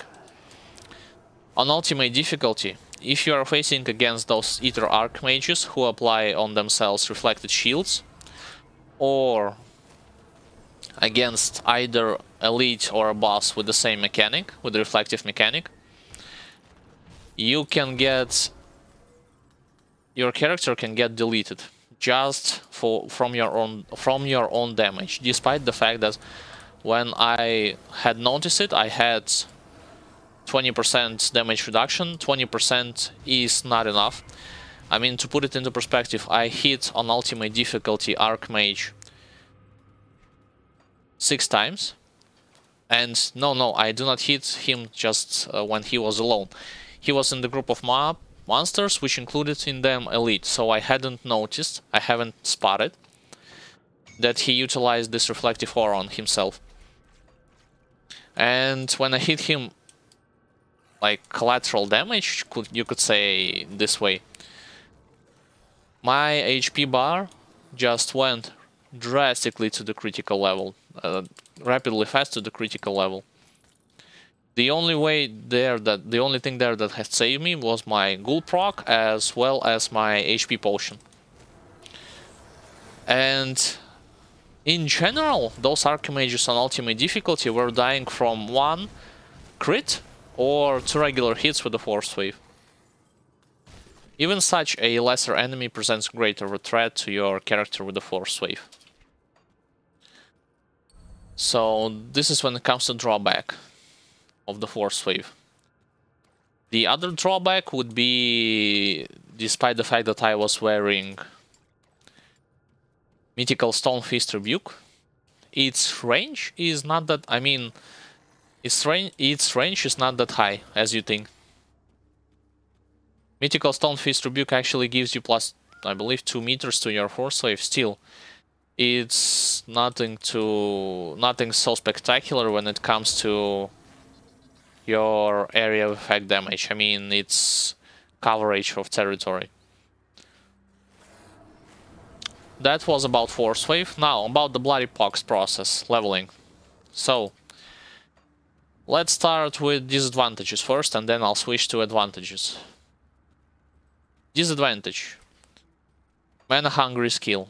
What do I mean by it? Should you apply the same tactic as I had explained before and soft cap the skill as fast as possible, without putting some points into mastery bar, you will be faced with this drawback of you constantly popping up your mana potions left and right as soon as they are off cooldown. Because, and to be honest, well, I'll talk about the benefits later, but I'm talking about disadvantages. So, you do not have the ability, well, you have, but let's just say you're gonna fire yourself into your own foot if you're gonna soft cap Bloody Pox as fast as possible. Mana Hungry consumption is the thing, and mana management as a whole, especially with the casters, so keep this thing in mind. And yes, I am considering Force Wave user a caster, but melee caster. It's a thing in this game, it exists.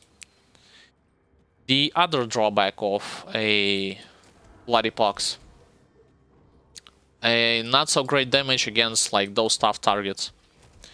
With the Force Wave, you'll kill them way faster, rather than with this Bloody Pox.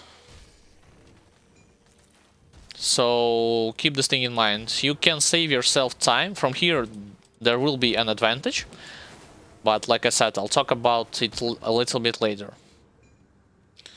And finally, one final drawback that I have noticed is the fact that Bloody Pox, if a target has a very low amount of HP, the Bloody Pox disease effects will not apply on it. Meaning that initially when you cast your skill on a monster, it takes from 1 to 2... Well, actually, let me double check. Alright, so it doesn't write, but it takes 1 to 2 seconds to disease to apply its effect and spread to other targets. But should monster or any creature will die from Bloody Pox instantly, this will mean that your disease will not spread, and you will have to reapply once again your Bloody Pox on either on a tougher opponent or on the other opponent for the disease to take effect. So this is when it comes to disadvantages. Now onto the advantages of utilizing Bloody Fox. Great AoE area of effect, coverage, as well as speed clearing of high chunks, high groups of enemies. Sometimes without even reapplying. Oh, come on, my neighbors with this. I can die from just by standing on between those two elites. Apologize in advance if you hear the hammering sounds. My neighbors have bothered me with their repair works for a week, and I do not know when they will end eventually, so if you will hear those sounds from time to time with the hammering, once again, if you can excuse me, but I mean, please excuse me, I cannot influence them that much, so just make them stop doing this sort of thing. So when it comes to advantages, like I said, big area of effect coverage, that's one thing. The other thing is the fact that vitality damage, actually, the way it works, I have read it on forums from more experienced people. It takes a chunk of every monster's HP. So the more HP they have, the bigger those chunks will be. That will be removing from them. It just right now it's not that noticeable due to the fact that on first difficulty they do not have that high amount of HP.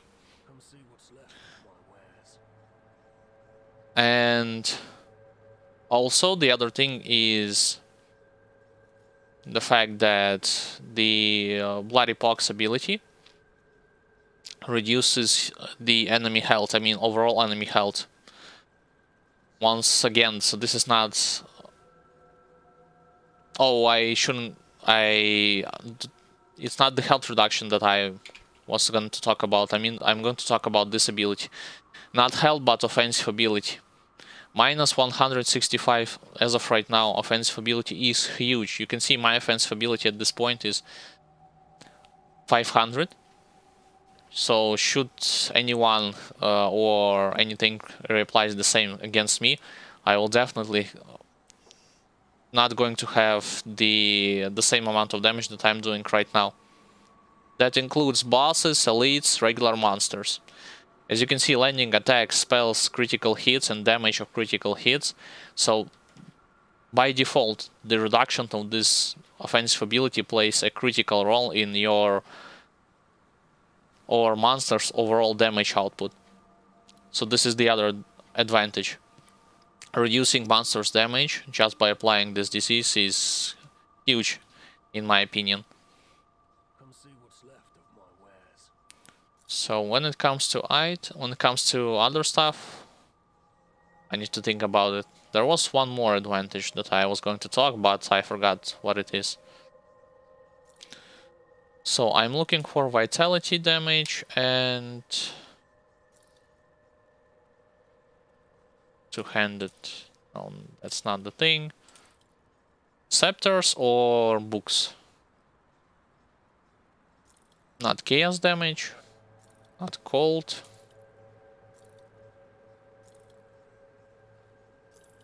Not elemental. Vitality damage. Acid poison, nope. Acid poison, same thing.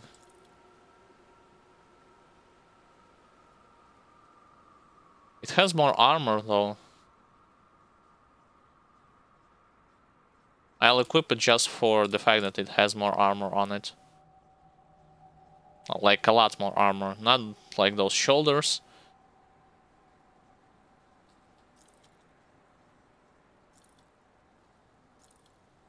Alright, fine. Let's complete some of those quests. This guy. And yeah, like I was explaining that they usually do not have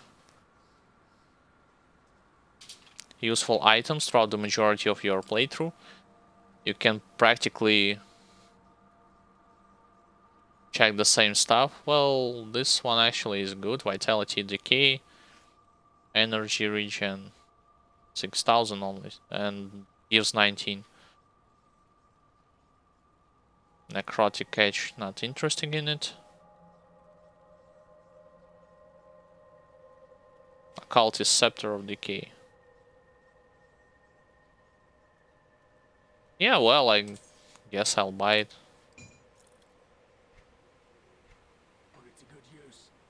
Just one. Oh, so I remember the other type of them advantage just came to my mind. Same with the force wave, it does not rely that much on your equipment in order to dish out good amount of damage.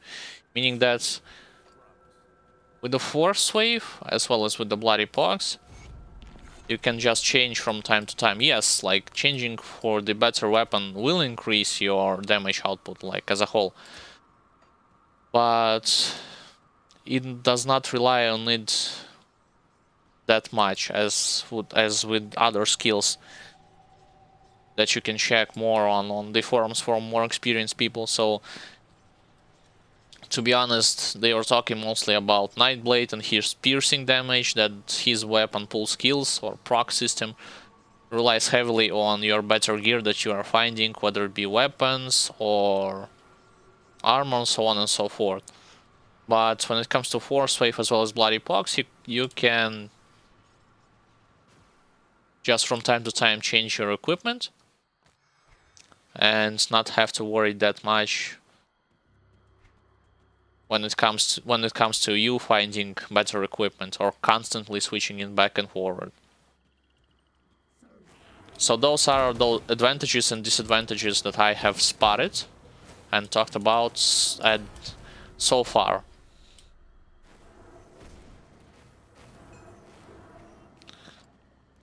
Alright, let's apply. Actually, let me do the same stuff.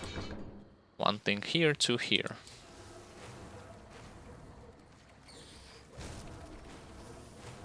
Alright, sooner or later I will apply those resistance components on my gear.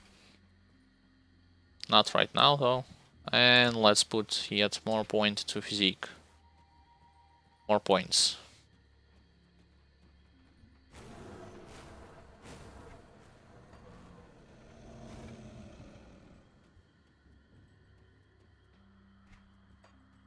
So far, when it comes to leveling process, let's just say Soldier with the Force Wave takes a slight edge over Occultist with the Bloody Pox. Because to recompensate, I mean, the losses of... How should I put it? Where Soldier is lacking with his...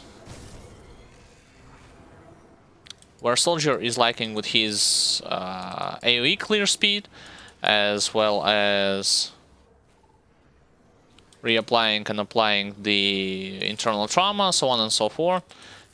Occultists are lacking with these big targets. Like you see, because of he's a regenerator, my Bloody Pox, despite his being leveled quite high, does not doing that much damage because his aura was on. I mean, his regen aura. And with the... Yep, I cannot kill this guy. So, yeah, this is your disadvantage, guys. Regenerator. So, I should hit him with my melee weapon to break his regen aura. Because otherwise it will take forever to kill him.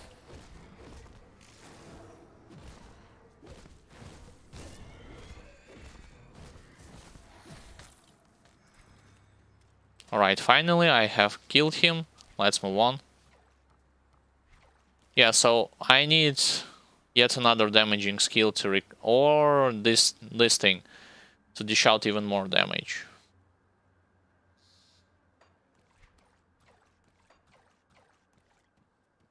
So let's see. Let's kill those grubbles. Also, like I said in the beginning, you are wondering why am I full clearing those areas. Because of Potions of Clarity, I am getting a lot of experience even from monsters that are way low. Not way lower, but lower, that has 1 or 2 level lower than my character. Alright, yet another elite. I expect the same thing will happen. I do need to take some time to kill him.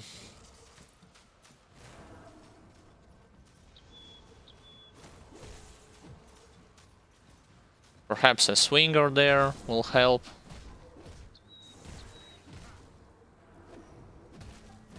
I also am wondering whether or not... Well, I see the debuff that has been applied or disappeared on the target, but whether or not you can turn on the certain option in the Grim Internals that will help you to see the icon of the debuff on the target.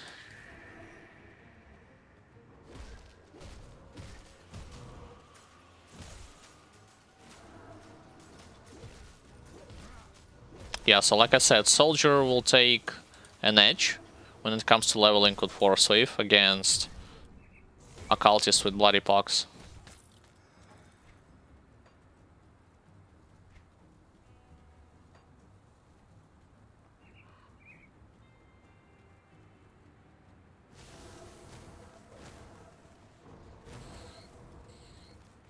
But you must be prepared when it comes to facing off either those advantages or disadvantages in certain skills.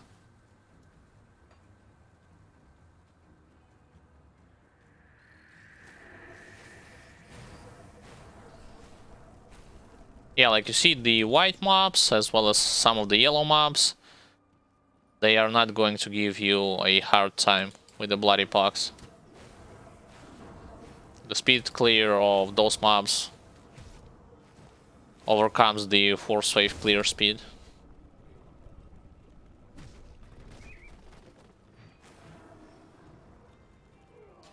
So I was thinking about going into this cave, to be honest. Let me check. Elemental, offensive ability, chaos resistance. This just gives spirit, ether resistance. What about this? Crit poison, crit acid poison.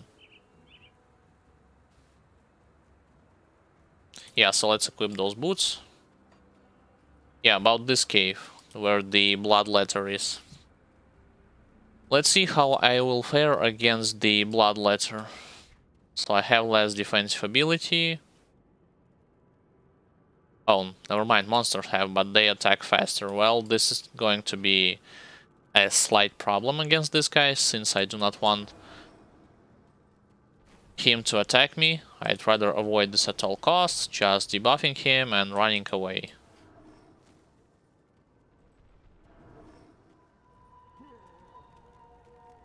You can avoid his stunning scream. You just have to outrun his areas where the stun effect will apply. I mean, he is doing it right now. No, he's doing trap. Yep. Imagine Soldier with his Warcry ability having the same range. Despite the fact of me telling you that, yeah, so I am going to get stunned, but luckily, not going to get hit.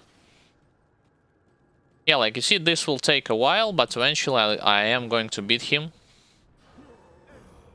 I assume same will goes with the other bosses or elites, so on and so forth.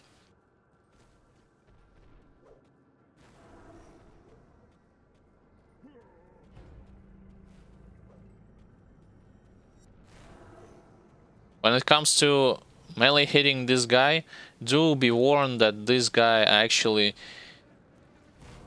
This boss actually... I got debuffed, that's unfortunate. I need to use my HP potion. Hits a lot in melee range and he applies a good amount of bleeding debuffs on top of your character, so... To be honest, on normal difficulty with hardcore characters, the ones who rely on melee attack range, I wouldn't advise you to tackle with this guy on normal difficulty. Wait until elite or until your character has higher levels, I don't know.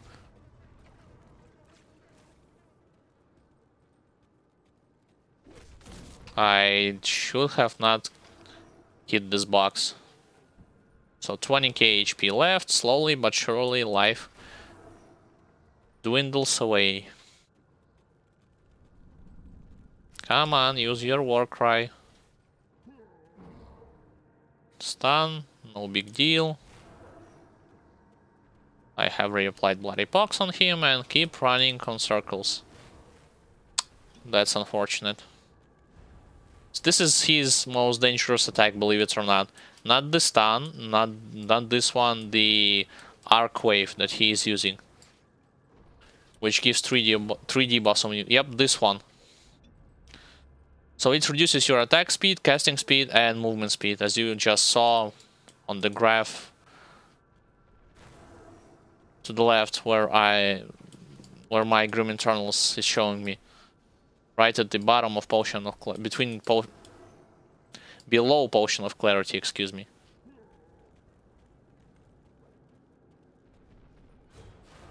$3,000 left.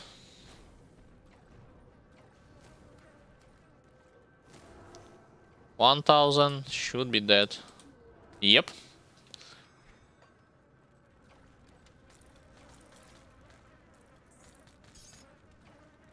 Something with lightning damage. Not interesting in it that much. What about this helmet? Fire. Level 22 though. Alright, this is a better armor. I'll definitely gonna change it with mine. And let's go back to open area.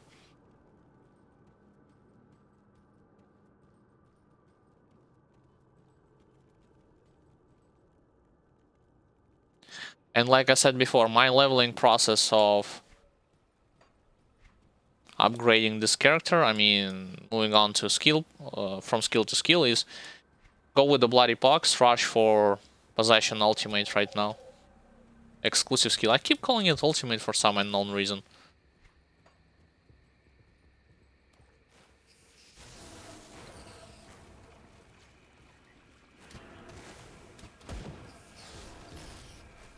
Alright, let's not go into melee range. Let's just...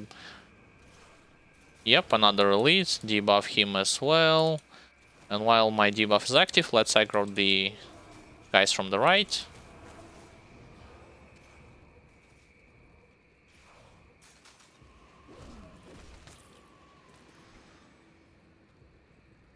So let's clear the rest of this area. And then move on into Burwich Village.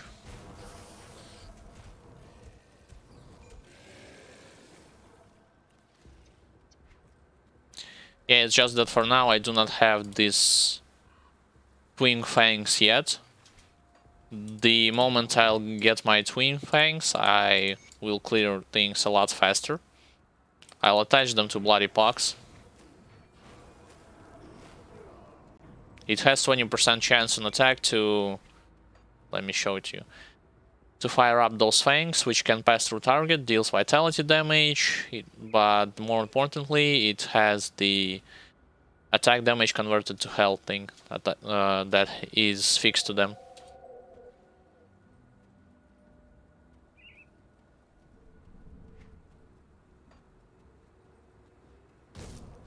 And I believe the devotion altar that will give me this ability is located in the Burwich estate. Not in the village, at the estate. Alright, so this part has been cleared. I need to clear out this part.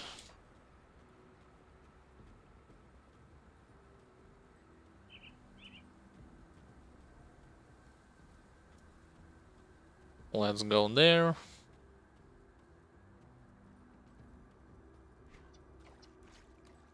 So far, I do need to change my scepter and my gloves for a green ones.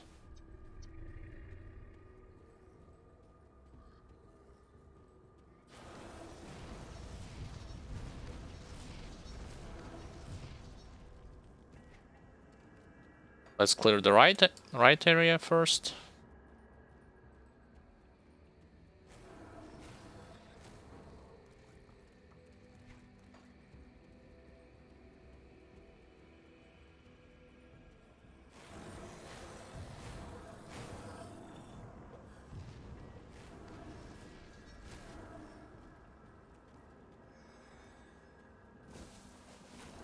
They will just die on one place. Yep, even the ones who had tried to move from the ground.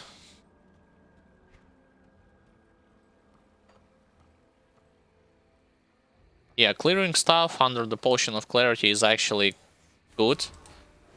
Like I said, because it gives a lot of experience even from those guys that are level 18. As you can see on your screen.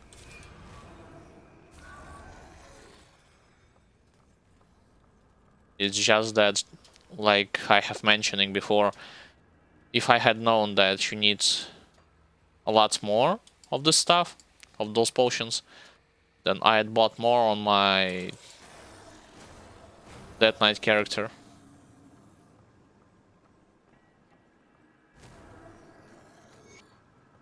Yeah, I'm going to spare, well,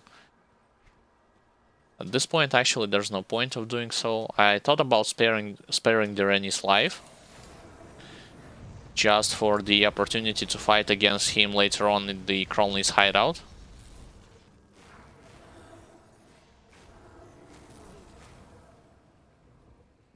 Alright, Overmind hasn't dead yet.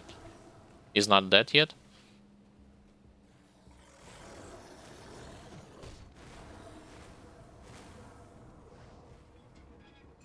Yeah, like the best place for this ability to take effect is definitely going to be either Steps of Torment or Bastion of Chaos.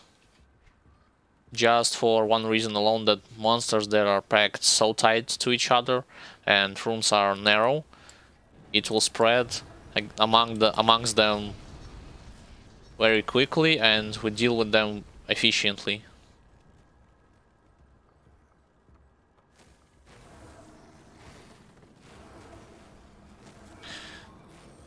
Oh, this is yet another drawback, so I do not understand yet why Bloody Pox does not get rid of those ether crystals quickly, unlike, let's just say, Force Wave. I mean, does those crystals have some resistances on them? For me to prevent blowing them up with my diseases? So let's clear the waypoint. Shouldn't be that much of a problem. Yeah, like you see, I do not have even to reapply the same thing over and over again. Well, maybe against those elites I will. But 2 waves of monsters have died just from 1 Bloody Pox. You have to keep this in mind. Oh, you have to keep this in mind when some of those monsters are dying and they have a Bloody Pox on them. Their corpses, as long as this red aura around them will remain active, will apply the same disease to other enemies that will try to get near them. So village has been secured. I do need to go onto the cellars to clear them and to level up once more.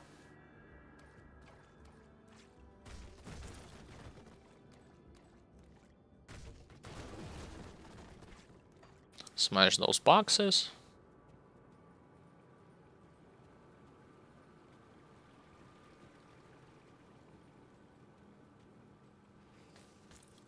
Open up this stash. I mean, not the stash, the bag. Yeah, same goes, by the way, for those spiders. Just like I said, remember to not eat the barrage of those ranged spiders. Melee ones, you can take a hit or two, but ranged spiders are deadly at this stage of the game.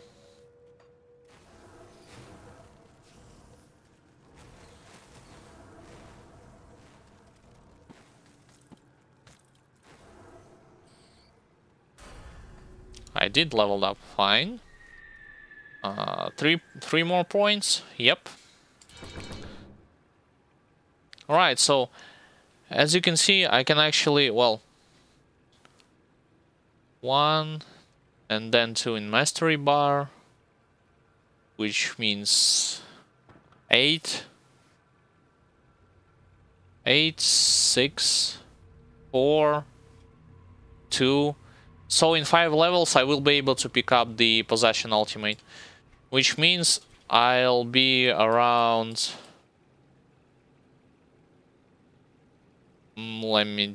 around those areas where my ultimate will take its effect. So someone just asked me earlier why did I choose to go with Shaman and not with Occultist and not Shaman, excuse me. And I had explained before that I will apply the same strategy as with Soldier. With Soldier I rushed straight to Oleron's Rage and I just picked Field Command just once for attaching Ghoulish Hunger effect on it. When it comes to Occultist, I'll apply same strategy, I just will rush to the possession skill, and from there I will see how things go by leveling Bloody Pox also. So I'm not going to run back here, I'll exit this cellar from this side and then enter another in this house.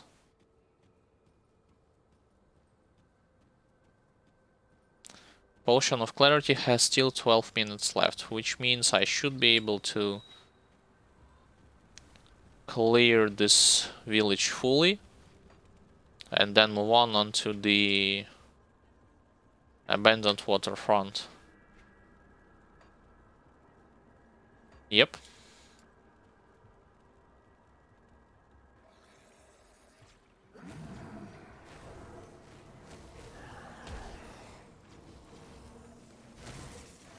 Oh yeah, I completely forgot about yet another advantage with the Force Wave.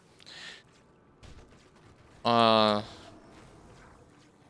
yeah, leveling with the souls with the Force Wave wins, like overcomes the Bloody Pox, like for a bit at least, in my opinion.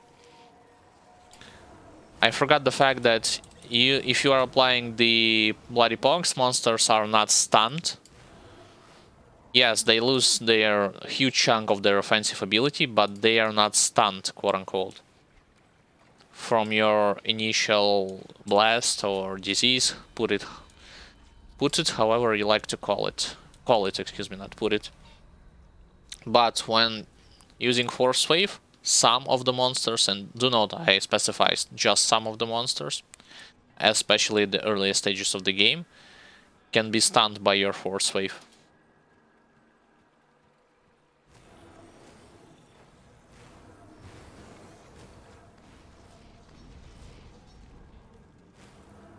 Yeah, like you see this big red circle, which soon will be removed. Yep, this was from an effect from those corpses that have died from Bloody Pox.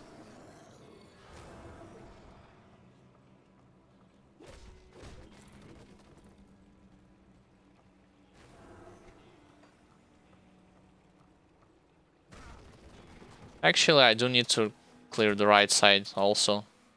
There's one more cellar there.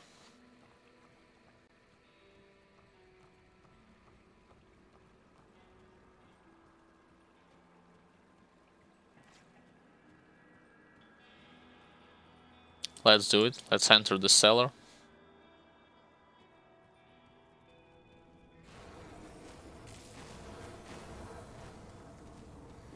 And one Bloody Pox clears the rest of them, hopefully.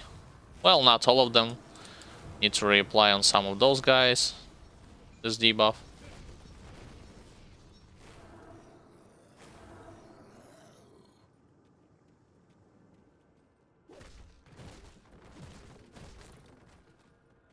And do not forget to smash this wall and get your hidden corpses. Hidden corpses loot. Lightning Eater. Nope. Fire. Nope.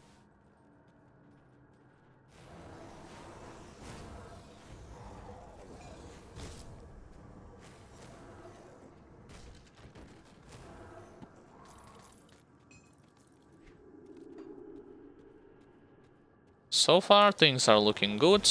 Slowly but surely, I am approaching to Warden Creek.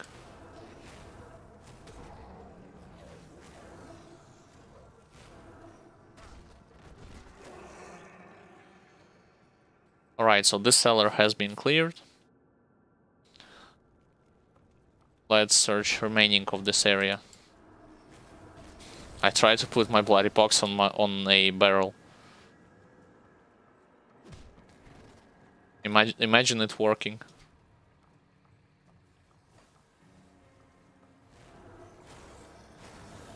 So this is what I was talking about when clearing those regular monsters with it.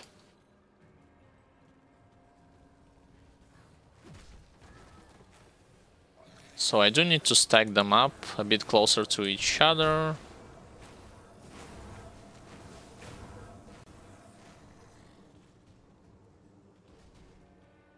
I hear a fight. Oh, those zombies actually has dealt with some of the beasts, yet beasts, by the looks of it, destroyed those Ether cluster.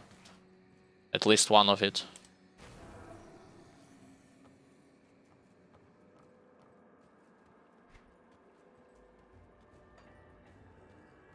Let's destroy this room, this door.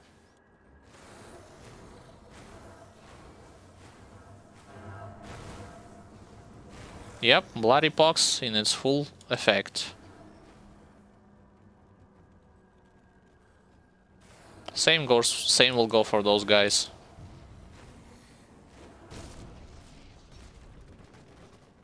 Rotting soldier managed to hit me just because he charged at me.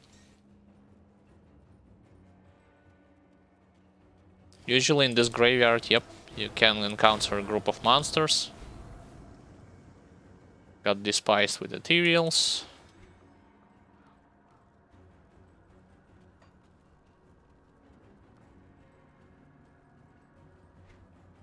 So right now I go to the northern side, onto the abandoned waterfront.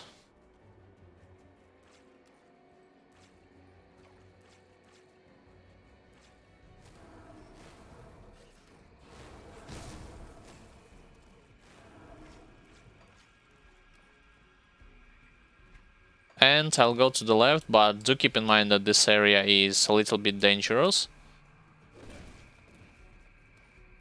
Where those beasts are. Because as soon as you'll enter it, there will be a lot of beasts. But Bloody Pox will make sure, hopefully, short work of them. If not, I'll just try to exit from this.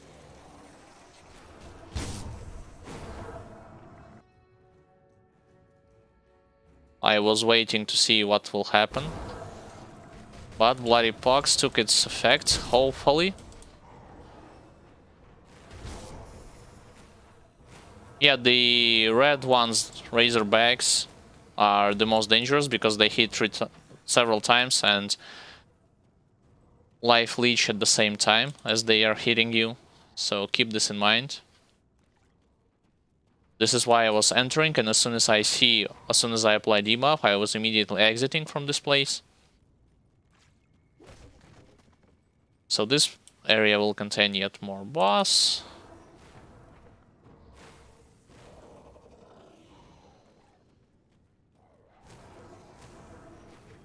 But it's not the boss you need to be looking for in this place. You need to be looking for... Also keep in mind this boss also has the capability to attack you 3 times. You need to be looking for a hidden stash around here. Yeah, like you see 3 attacks.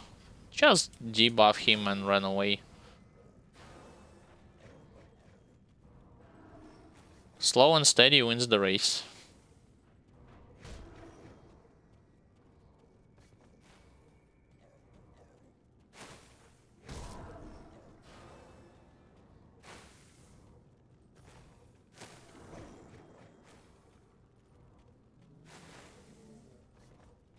Alright, avoid his spikes.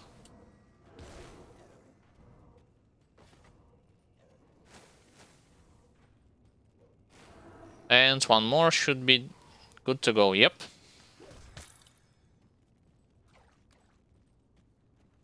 So let's clear the rest of this area. Yeah, like you see, as soon as those rapid bone bags attack you, they get some life back. So this is why this makes them dangerous, especially if you do not have any sort of crowd control effect attached to you.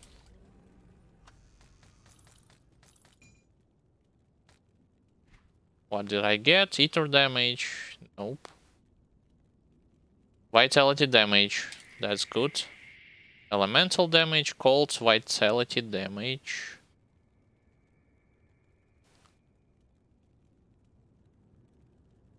Increases energy regen. Yeah, I'll equip it actually.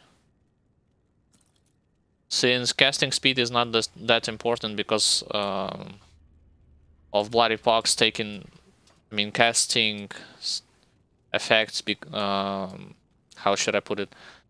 Bloody Pox can be applied instantly without any delays, so getting a bonus towards casting speed not going to help you.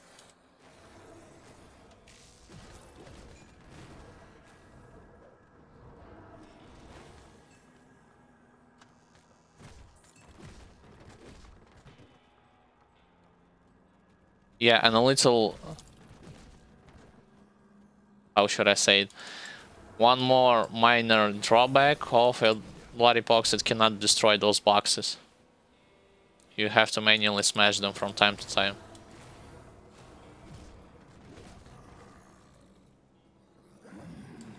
Reanimator guy.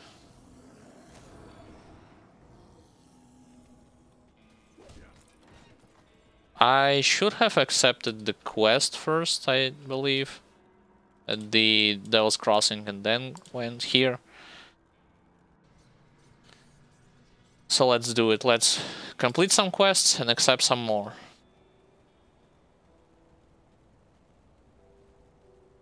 Let's talk with you. And then with you.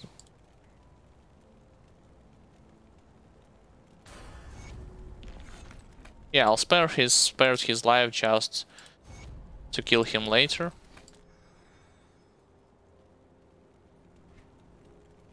So closer and closer to possession ultimate. Store those stuff in my common stash.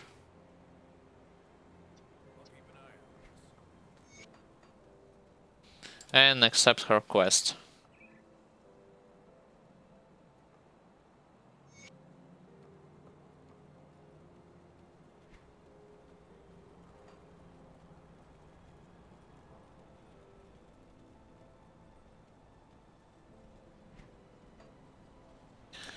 And while running back and forward, I'll actually use this opportunity to say hi and welcome for all of those who has just tuned in recently or who has started to watch the stream from the beginning or watched any of mine or my brother's videos. Grim Dawn, Darkest Dungeon, League of Legends, doesn't matter.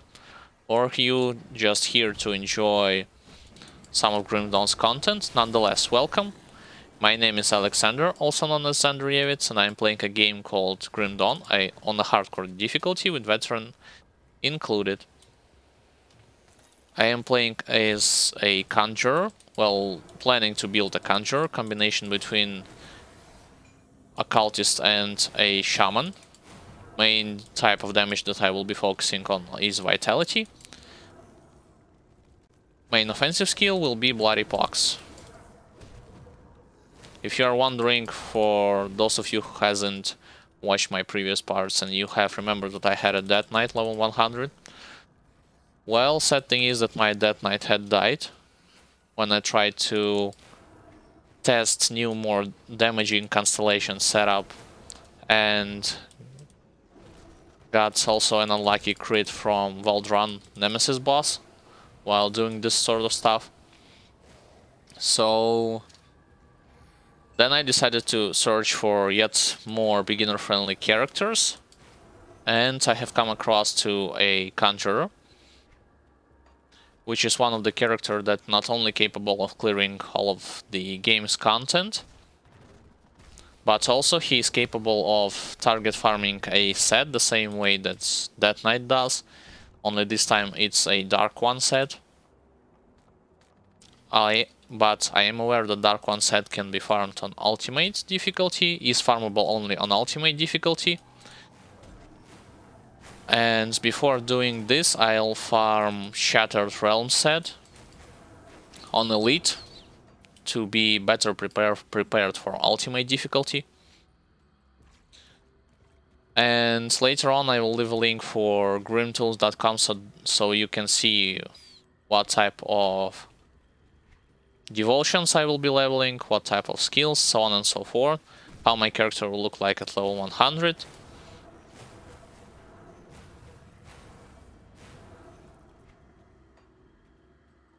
Also, if you are a beginner and if you want to check some of those nuances that not even seasoned veterans are talking about, such as most dangerous attacks of bosses that I have discussed and showed on the video, or what types of resistances you need to work on certain stages of the game, and what you can neglect. All of this is presented in one edited video from my part, which is being called Grim Dawn Tips and Tricks for hardcore and softcore players. You can check it on my YouTube channel at your own leisure later. If you want to see either my schedule of streaming or my brother's, you can also do this sort of stuff on Twitch under the schedule graph, or on Twitter, Facebook, YouTube in discussion section. Hopefully you are enjoying my informative commentary on the background as well as the gameplay.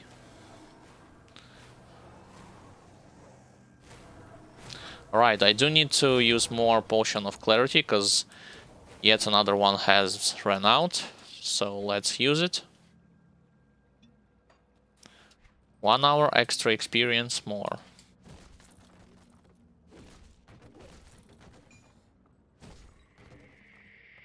Can I go straight for here, or is this passage blocked? Nope, I can. Good. Then as soon as I'll get rid of those ethereals around here, I'll cleanse this shrine and get finally my Twin Fang devotion point. My first devotion is a bat, and its proc I will attach to Bloody Pox. Also, if you have some questions regarding gameplay aspects in general, character aspects, feel free to ask them. I'll do my best to answer them.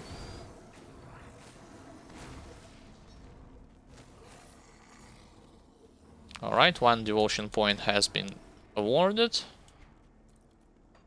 Finally, I can start utilizing Bloody Pox. So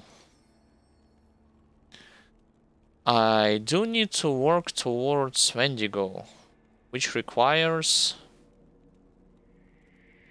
4 red, so 6 blues. 6 blues I can get via the eel and 1 point into Crossroads, so that's not a big deal. 4 reds I can get. I do not need to reduce elemental resistances.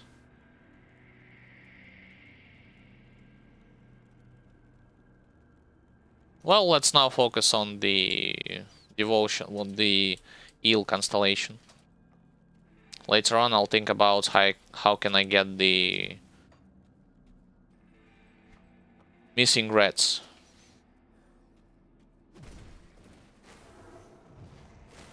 So Twin Fangs proc from Devotion Constellation has a 20% chance to fire up those Twin Fangs, like you just see right there. I can get into the cellar, let's go.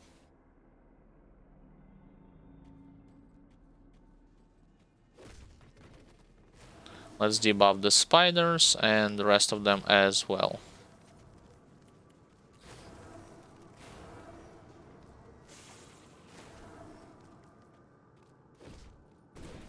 Destroy this wall. Get more loot.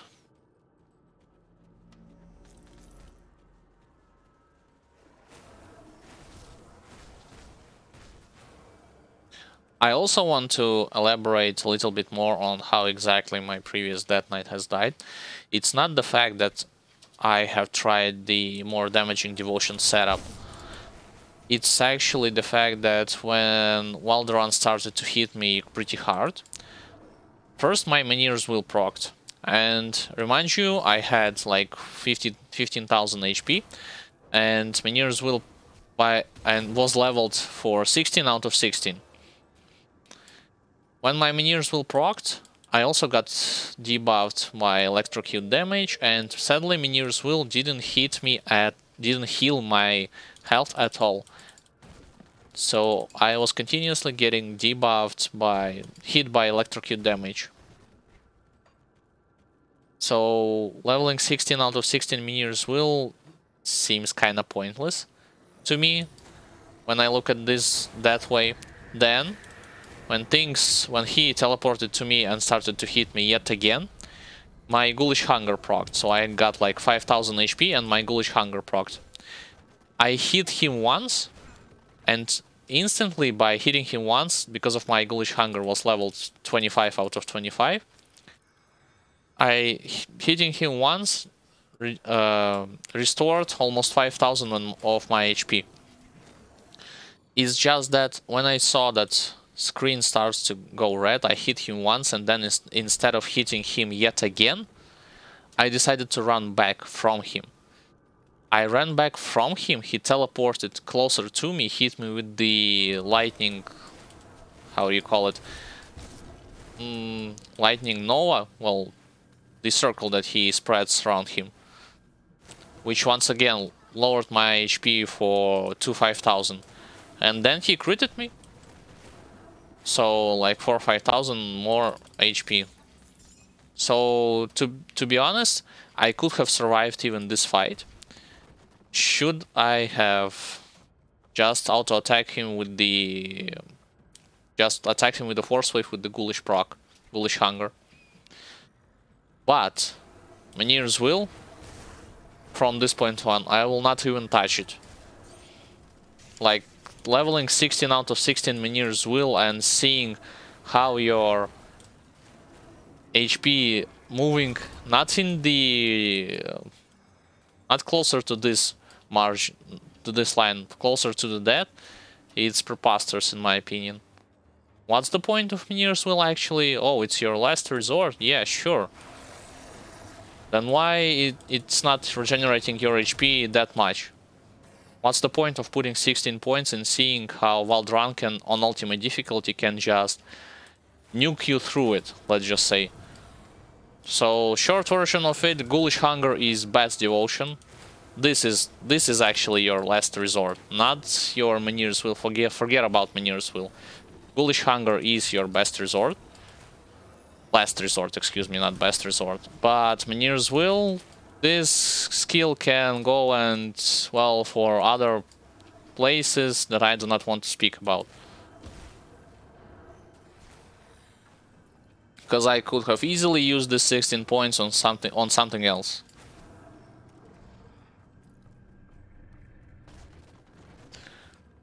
But this was the past, and now is the present, and I am leveling Conjurer. Doing the same sort of stuff, open up this Warden Cellar door and activating this waypoint.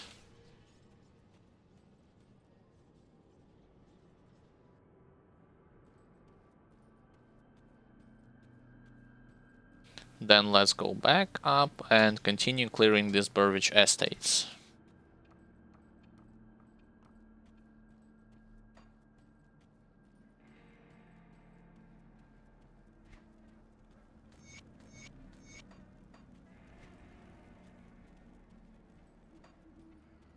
Things will go even more faster once I will unlock my exclusive skill.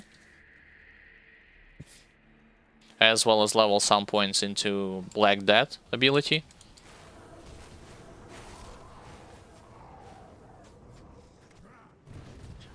I need to interfere in them fighting just because if they are killing one another, you'll not receiving any HP from them, so interfering and killing them all for your own benefits is actually the way to go.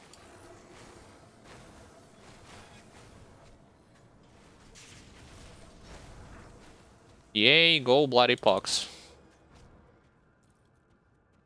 Cleared full corridor with just those.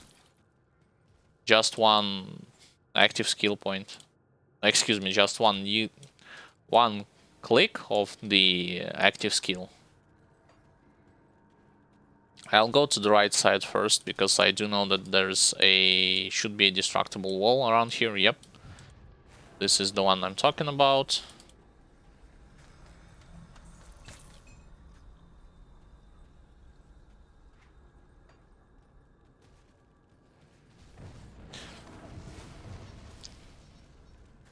Also, one of the reasons, like I said, I was choosing the Vitality Caster instead of other characters that also have the capabilities of target farming certain items is healing capabilities. I mean, almost every skill heals him one way or another. So this is by default. Makes you not think that much against your... excuse me, about your HP bar. That much. Unless you're playing recklessly, but that's the other story.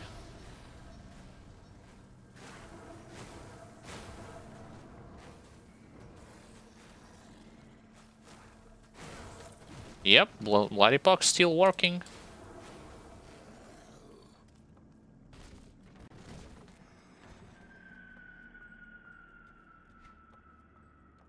So, have I cleared everyone from this house? From this house, yes, but not outstairs.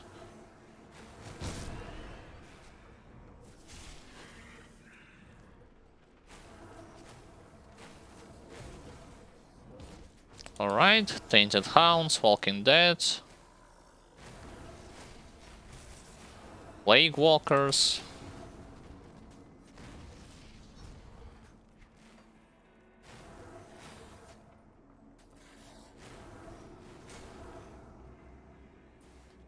I will visit the quote-unquote secret area in this place for the opportunity to get yet more experience points. And there will be a lot of those ethereals.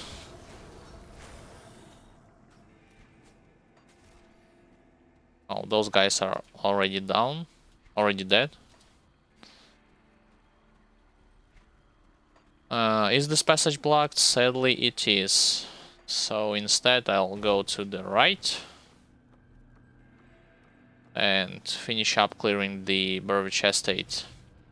Unless I can go through the bottom of the map. I can actually. Good.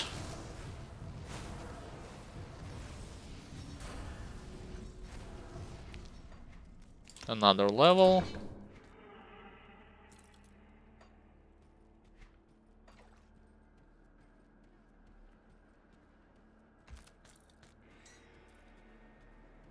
Two elites. Good thing that I hit 3 elites actually.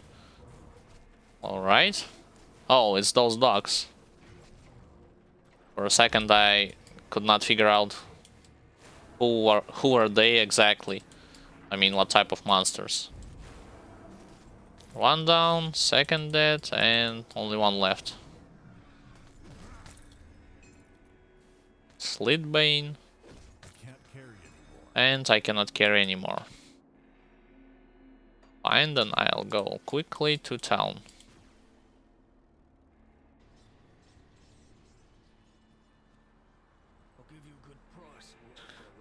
Fire, not interesting, only interesting in vitality.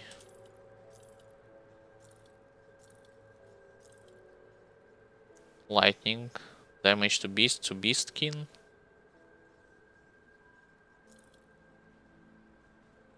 chaos damage.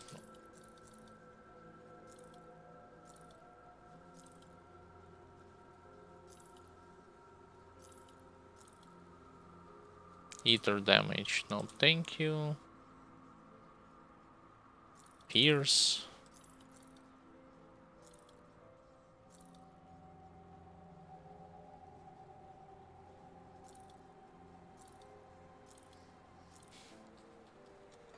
Fine, let's complete some more quests. Oh, I should have... I'm already level 24 and I'm running... I think I can wait until level 25 actually, well, to be honest, to craft a relic for 25. For this threshold being level 25.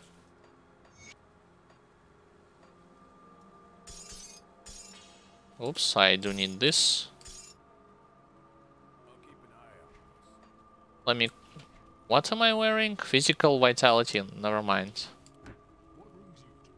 So, let's type vitality, see what I can craft. Resistance, I need damage. Alright, this one, gluttony. I can craft it on level 25. And then... Yeah, perhaps Death Shield.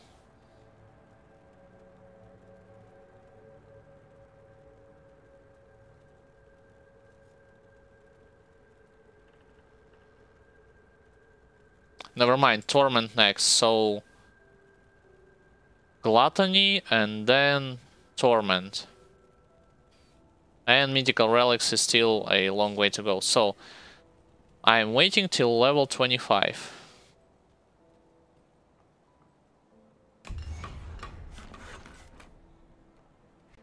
Is this armor better? It is actually better. I'll equip it.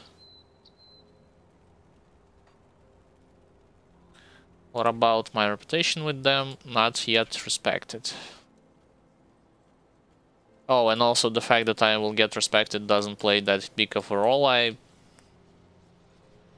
assume, I remember that from respected you can only buy items. Not buy, you can only wear items if you are level 35 and higher. So from level 35 only.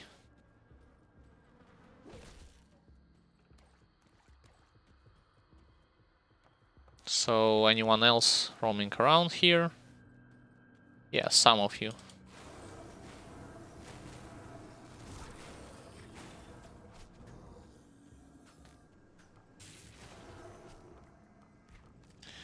Yep, so the coast is clear, which means I can go into this secret area where those materials are on the hill.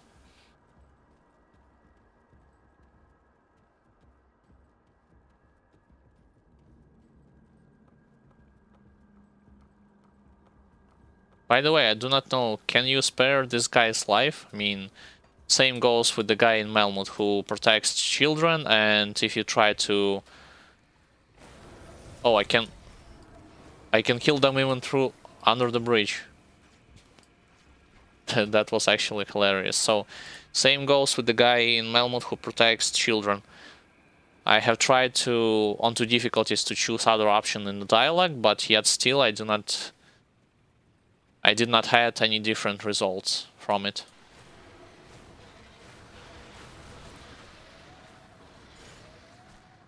Yeah, you just run and collect your loot, that's it.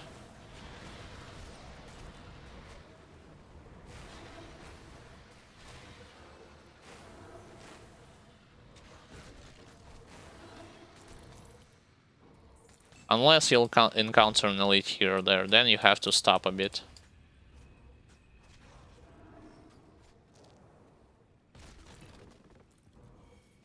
So each and every time you see those twin fangs firing up, they have the ability on them to convert some of your attack damage, of their attack damage, to health. So this means that they are healing you.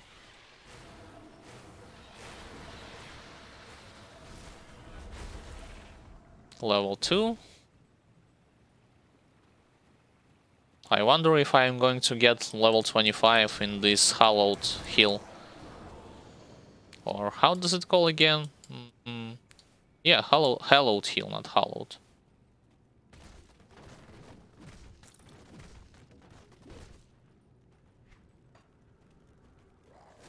Let's clear those guys out of the way.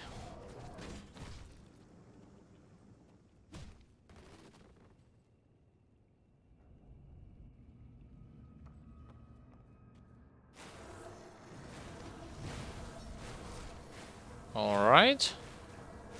Only one bloody pox. 2 rooms has been cleared. Even more, actually.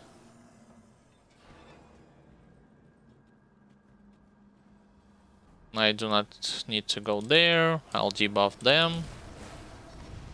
As well as you guys. I need to get rid of those overmind guys, because I believe they have the ability to summon help. Or not, they just stun you with lighting.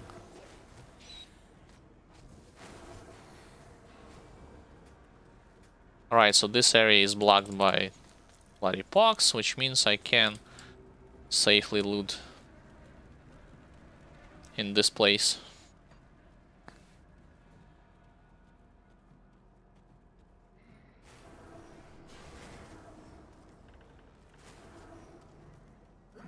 Some of them behave kind of strange. I mean, the moment they saw your character, excuse me, they start to either run or not attacking.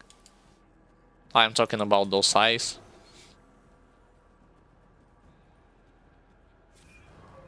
Oh, and do keep in mind one important detail: on Elite difficulty as well as on Ultimate difficulty, this place contains the Devotion Shrine. So if you do not have a DLC, like Ashes of Melmoth and Forgotten Gods, you can get your Devotion point here. Yep, a lot of them are dying just on the spot.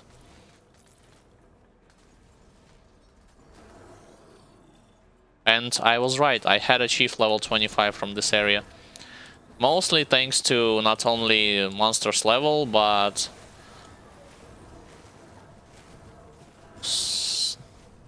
Potion of Clarity. Alright, so with the help of Twin Fangs, I am destroying those clusters, those ethereal clusters, a bit faster. But still not fast enough. 1 second, guys. Just to check everything goes smoothly. Yep.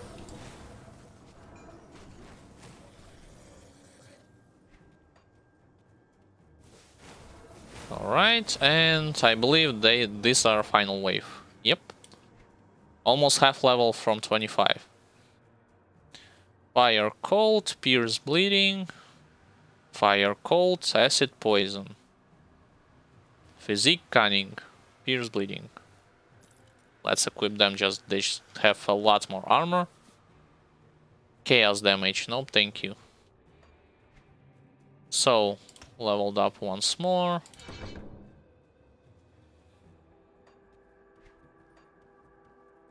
And let's get straight to the Warden's lab, Warden's cellar.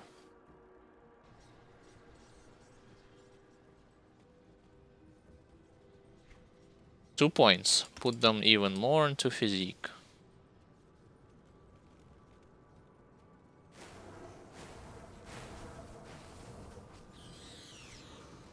Oh, and I already see how confusion works. Basically, they are running back and forward or moving back and forward between each other if they are quote-unquote confused.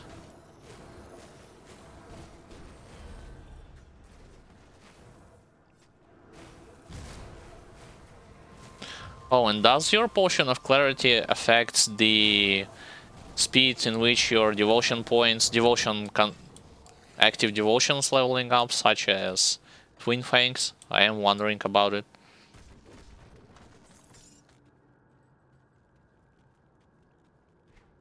I mean, I assume it is, since it gives overall a good bonus towards your experience points.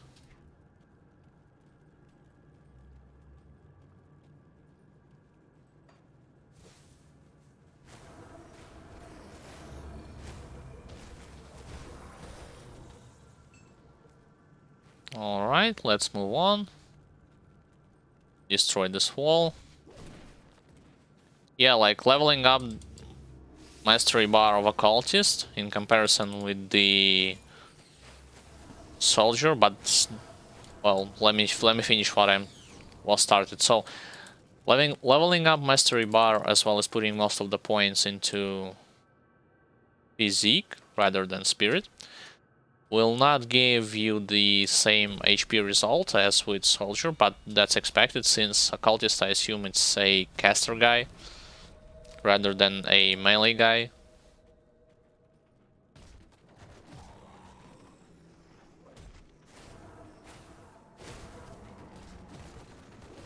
So despite the fact of me rushing to exclusive skill and picking up leveling Mastery Bar, it does not have same effect as with Soldier when it comes to HP.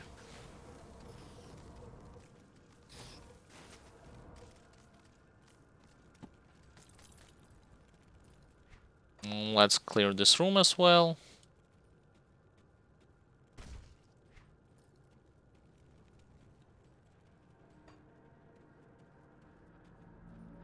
I will have level 26 from this place. It's either from this or from the Warden's Lab. One of the two.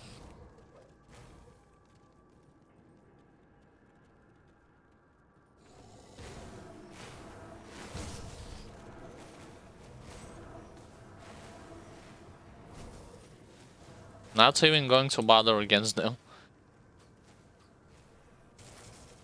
Oh, I didn't know that I believe either some of those eyes or dogs ran there, and this is why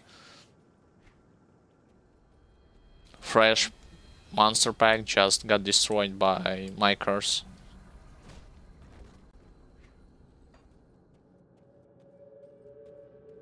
Sadly, I cannot go there from here.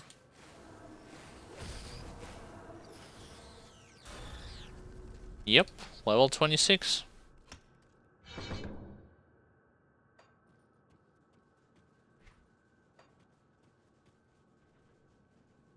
I need to destroy this wall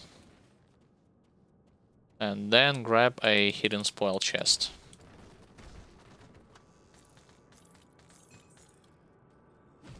Two of them? Interesting.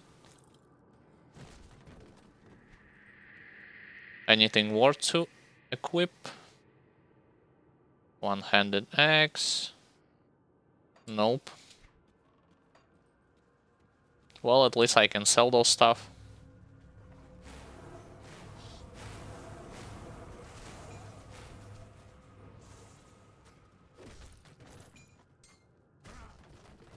Alright, this area is blocked as well.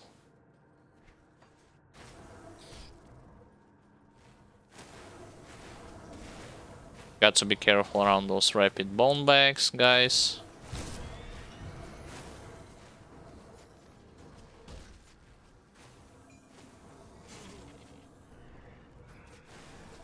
And I do wonder also, does Twin Fang ability spread Bloody Pox to nearby targets or not?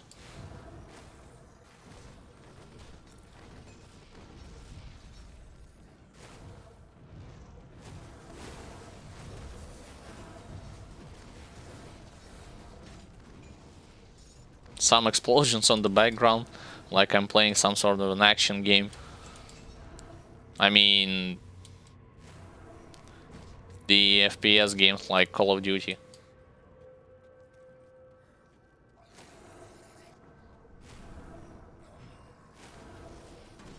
Oh, yet another wall that I can destroy, although I believe around in this passage I'll not find... Never mind, I find a hidden corpse guy and hidden spoils.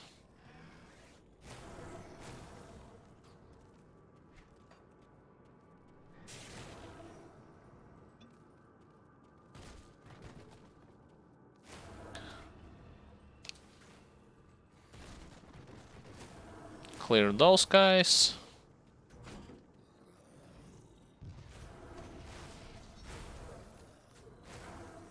Got some leg guards. What is this? Swamp Dweller. Level 27. I'll pick them up. And I'll equip them when the time comes. Oh, so to get there you need to go all the way from here. Got it. I'll think I'll skip it, despite the fact that I'm running the Potion of Clarity on me.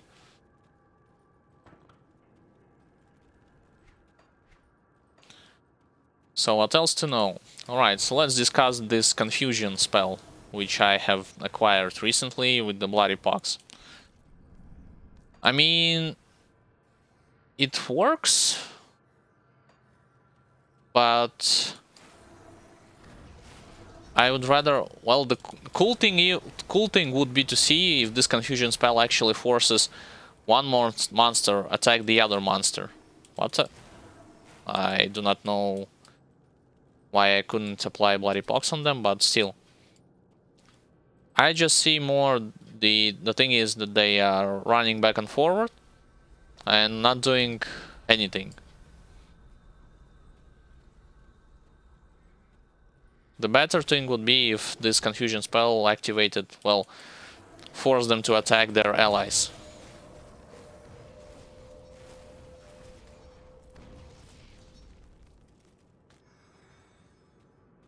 So nothing here. Need to clear those guys. And then run through this acid.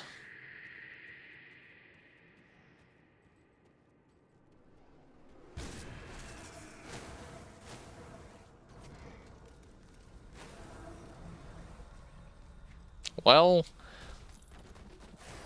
at least Bloody Pox does not have weird hitbox, unlike Force Wave, which I was explaining earlier, have quote-unquote a mind of its own when it comes to attacking monsters on higher or lower ground. What else the skill does? More vitality damage, poison not important, bleeding not important. So more just vitality damage and a chance to confuse target.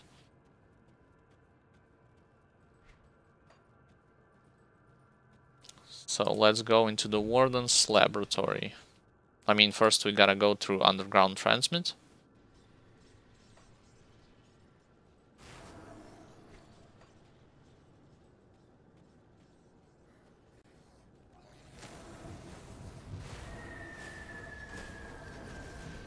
On my next visit into town, I'll definitely craft my relic for vitality damage.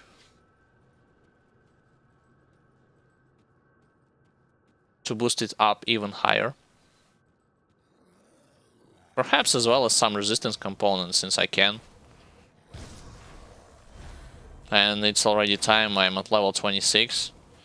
Usually without the experience potion you'll be here like at level 23? No, not... If you're going to full clear it, you'll be here, I assume, at level 22 or 23. You'll definitely not have your level 27 from this place without those potions of clarity.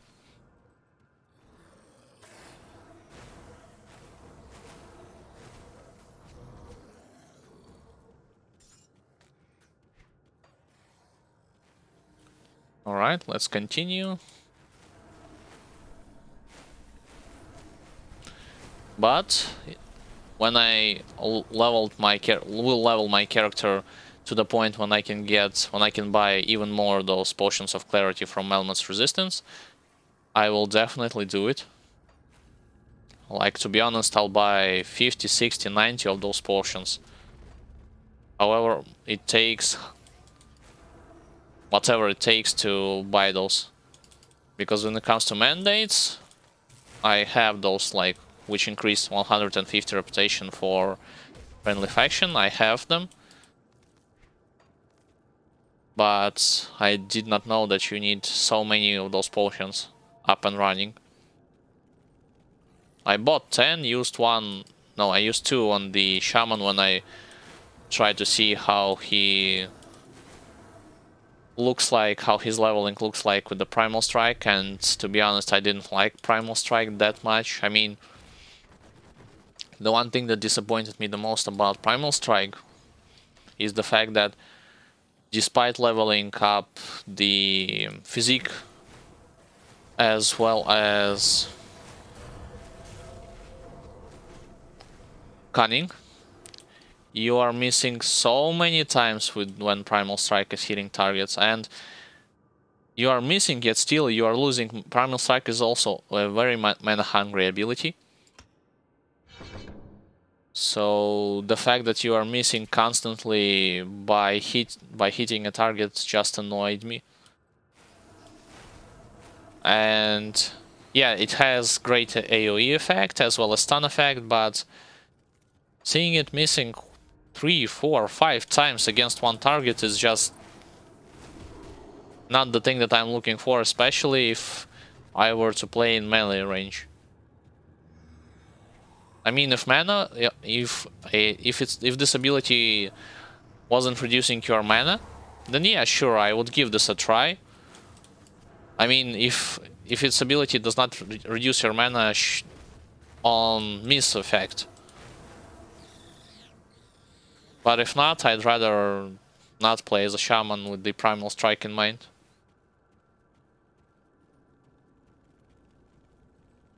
Because imagine if you are fighting a Nemesis boss, or a tough boss in general, while you're leveling, and you see 1, 2, 3, 4 times you're missing, and your mana goes like boom, boom, boom, gone. Boss is not gonna stand there and just wait until you regen your mana back and start hitting him. No, he will hit you in return as fast as possible, so that's the most disappointing thing that I had figured with the Primal Strike ability. This, and also the fact that back then I didn't know about whether or not a beginner-friendly class with the Shaman exists that has the capability to target farm certain items.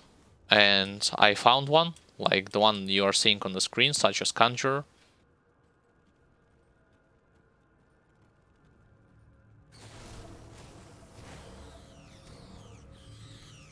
And I also want to clarify, like, with the release of Forgotten Gods, almost, I mean, not almost, every class, every combination of classes can farm a set called Shattered Realm. Doesn't matter what character you will be picking, beginner friendly, not a beginner friendly, if you go to Shattered Realm and went to level 60, you will have the capability of equipping the Shattered Realm set. But not only this, I was looking forward to a specific set, like Creek set, and there were some instances, some characters that has the ability to target farm this set in certain places, such as Conjurer, and also Conjurer is catering more towards beginner-friendly classes, same as Death Knight.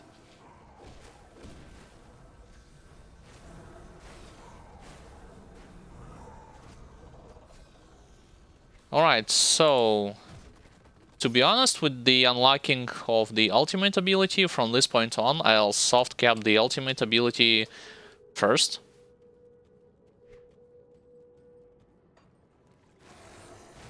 And then I'll switch back to whatever remains of Bloody Pox. Just cause all exclusive... I again call it ultimate ability, I do not know why.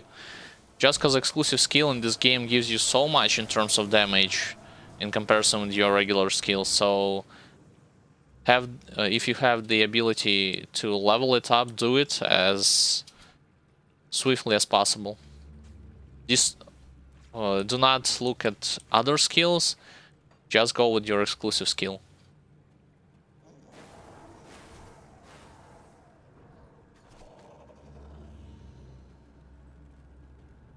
Oh, this passage is blocked. Fine, I need to go back. Also, by the looks of it, I will be having even more levels in this area. Will acquire. If not 2, then 1 for sure.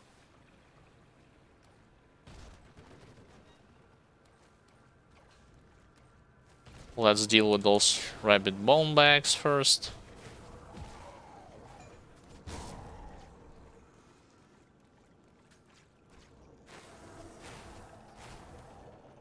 And then let's head up. Alright, reflective. Well, vitality damage does not care about reflective enemies.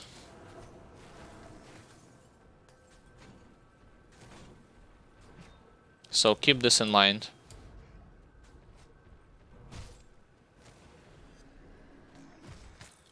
Is the fact that internal trauma and physical damage, especially internal trauma, cares about those guys.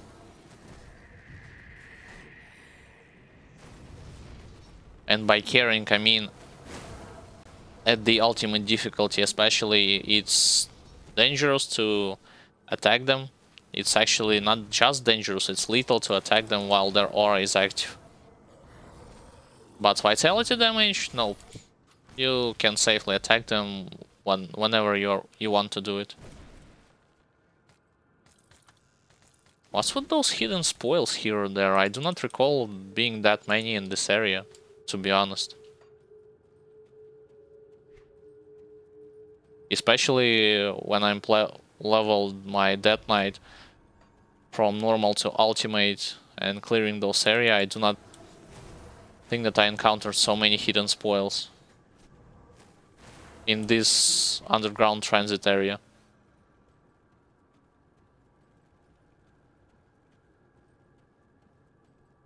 Yeah, like you can check. 8% more vitality damage. Okay, what about this one? Straight plus 25% more. Damage absorption, chaos resistance, and 100% skill disruption, protection.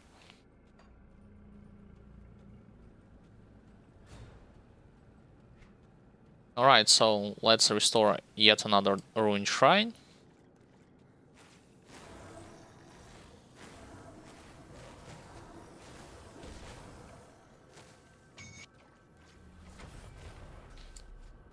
Extra devotion point, which will go towards Eel. But first I need to unlock the blue side by choosing the blue point into crossroads, into the crossroads.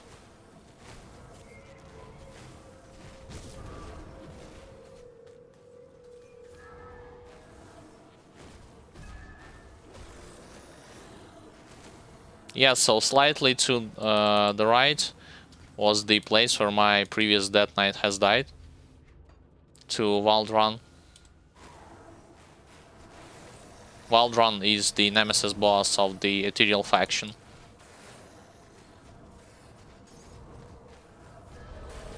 This skill doing wonders around here.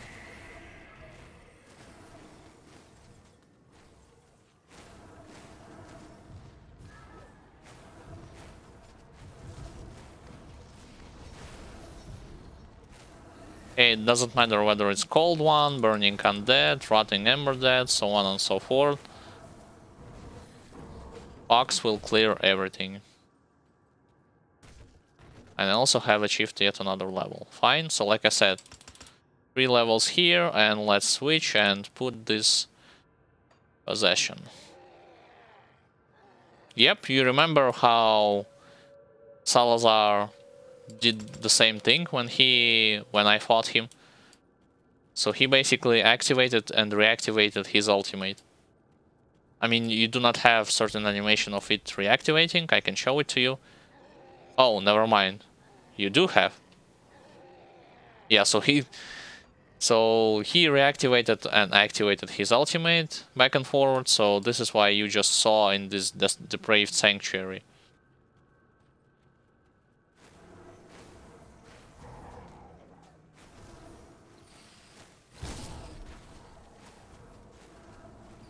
All right.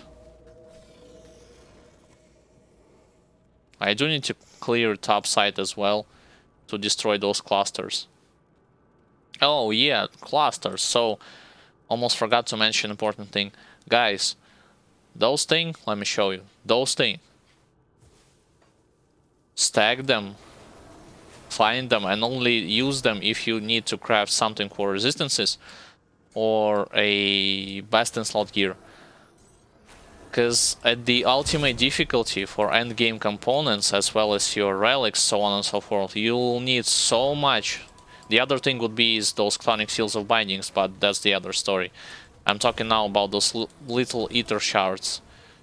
You do not even, if you are just on normal difficulty, I'll tell you straightforward, you do not realize how much it will take from you at the ultimate difficulty to craft those things. I have done a mistake on my Death Knight by wasting them on stuff that I do not particularly need it at this point in time. I was just assuming that later on you'll be having some sort of a high level endgame material other than those shards, and I was wrong. So this is why I needed to do those quote-unquote farm runs when running back and forward and collecting those ether clusters from these areas and from many more other areas. So the sooner you'll start to save them, the better it will be for you in the long run, especially the ultimate difficulty. Oh, the one thing that I was wasting them for is, I remember despite having all the devotion points set up active, I, on Elite and Ultimate difficulty, restored those shrines just for the fact that they, on restoration, give you some sort of an item. So I assumed back there that, yeah, it's worth to do it, despite having less and less of those ether shards on me. But like I said, back then I thought that oh boy, I am actually reaching level 29. This power of Potion of Clarity is actually insane.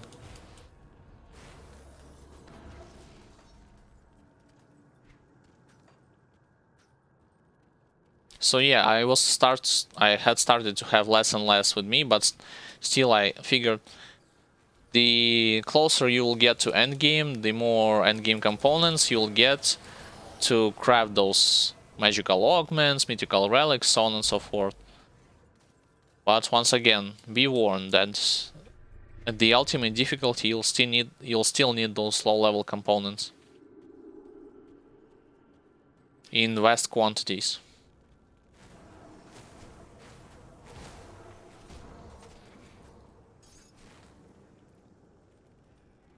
No way you will gonna get level 28 without Potion of Clarity in this place.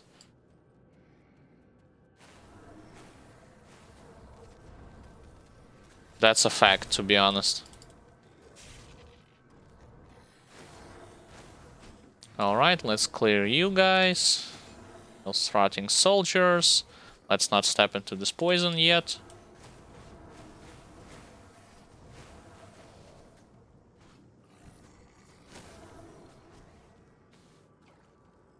And then let's clear those butchers, guys.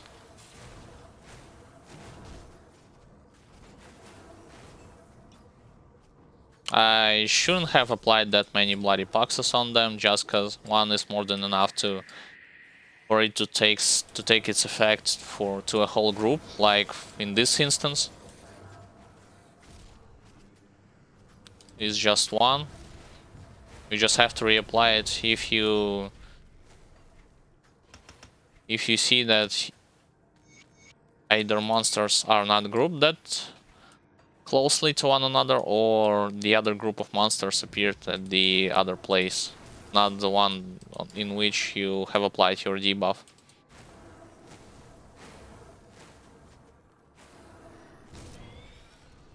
I am looking for an elite here. What is this? Vitality damage. Alright, level 30. Although it gives virus might bonuses. Interesting.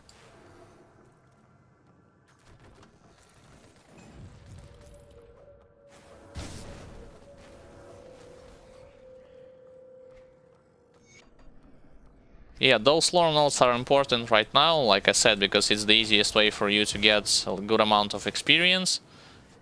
But at the ultimate difficulty, they are practically worthless.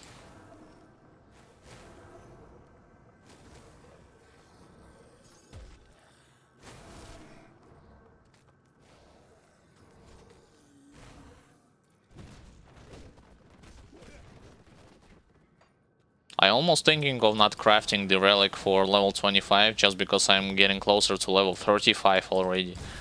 And there I see you do need to craft this Torment relic. I saw that you need to craft this Torment relic. Oh, there he is, this guy.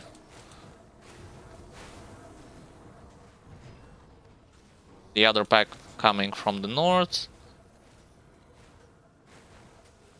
I'll reapply debuff on you, and then I'll pick this stuff up. Yeah, you are definitely not going to have the same amount of damage with Occultist with Bloody Pox, unlike Soldier with the Force Wave.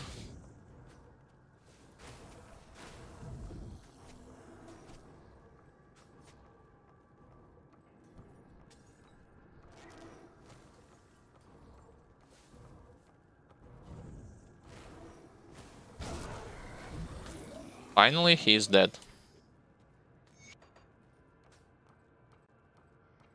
Let's continue to clear this place from its inhabitant.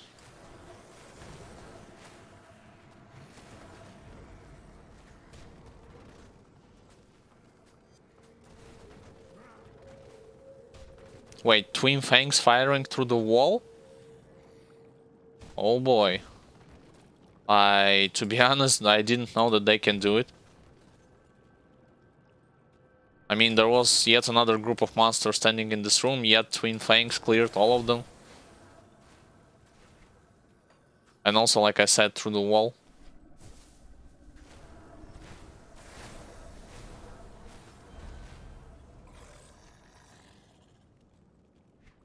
Interesting detail.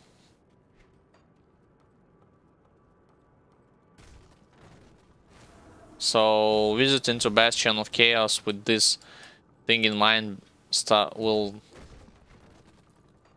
Oh, let me rephrase that. My thoughts of visiting Bastion of Chaos with this technique, that you can fire up your Twin Fangs through the wall, is actually starting to become pleasant and more...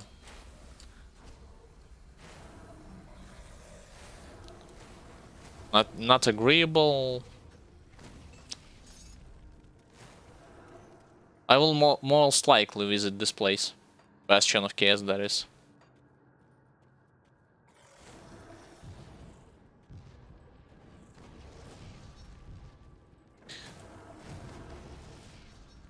Yeah, so when monsters are not grouped near one another, there's actually not that much you can do with your Fox ability.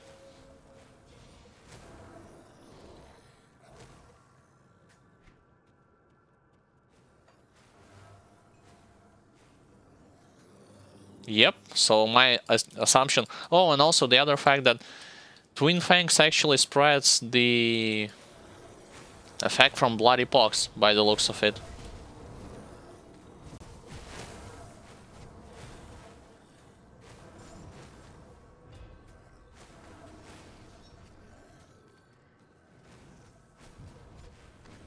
Alright, they will die because one of them stepped into red circle. So, is this area... Nope, it has not been cleared.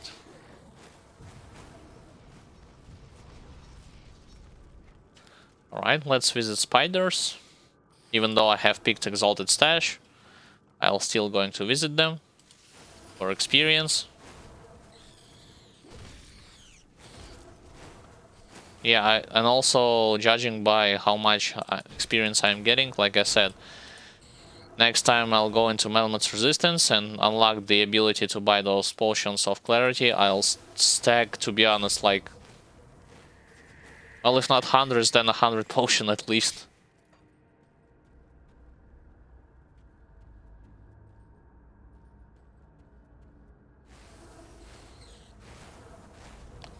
Also, I have applied those mandates, like I was explaining before, if you are more experienced and wondering whether or not I have applied mandates that increase reputation gains with 150%. With each friendly faction, I have applied them. With negative faction, I haven't, because I only had, I believe, one with the Arkovian Undead. That will increase your infamy with them, but that one I had applied on Shaman. And I, to be honest, shouldn't have done it. Just because I didn't like Shaman with his Primal Strike.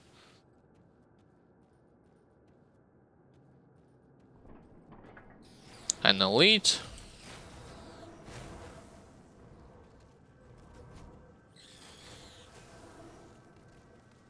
Yeah, killing singular tanky targets with the skill is not a good... Well, it's not... If not good, it's not a fast thing, let's rephrase it. Because you see, even despite having ultimate at level 6 right now, Twin Fang's ability attached to my box, it's not dying quickly.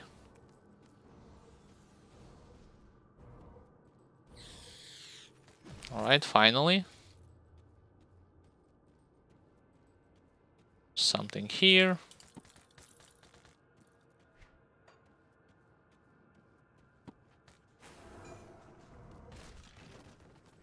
Nope, then I'll head to the north. Yeah, those beasts will die pretty easily. Even more levels.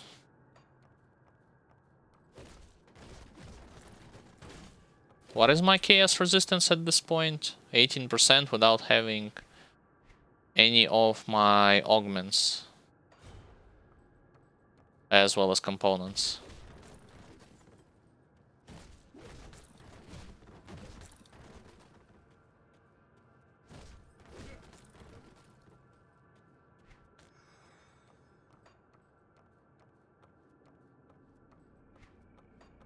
Fine, let's continue.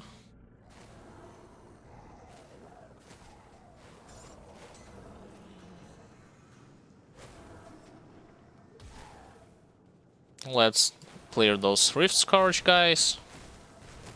So once again, Twin Fangs, like enumerating those advantages. Twin Fangs can hit monsters through the wall. It's either this or previously it was a bug. But nonetheless, I saw that those fangs can hit someone through the wall. And my inventory is full, fine. Then, Twin Fangs also can spread the initial disease from bloody pox.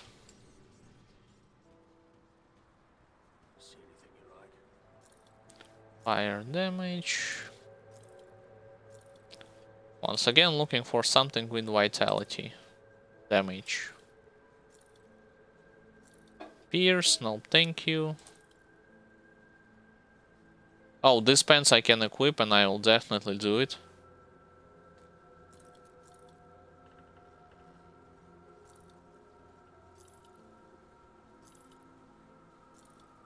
Fire, Elemental, Internal Trauma. What is this? Pierce.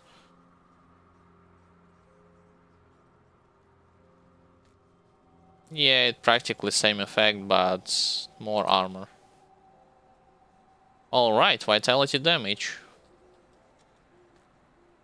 Yes, please.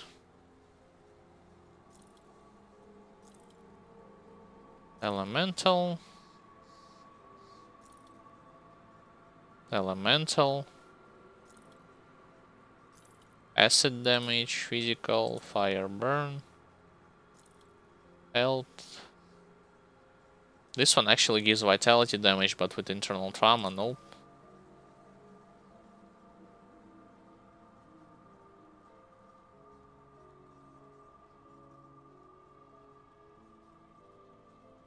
I'll lose elemental resistance, but I'll gain the chaos resistance.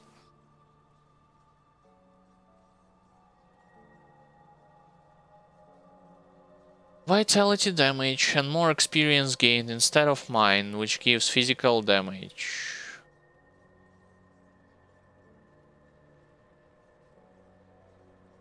Actually, I believe I can craft the other one from blacksmith. Should I utilize blacksmith now or no? Let's use these 5 minutes of time left to go and clear the rest of the stuff until Creek, to be more efficient when it comes to experience from this potion. Bonus experience, I mean. And then I will think about the components, so on and so forth. What do I need?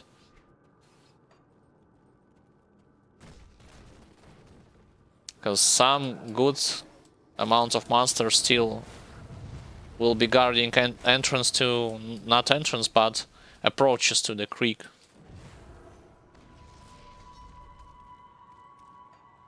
Not there though, need to go up.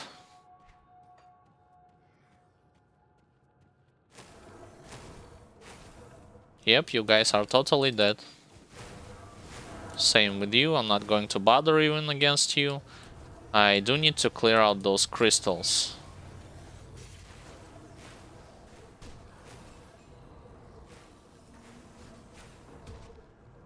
There is an overseer right there that buffs them.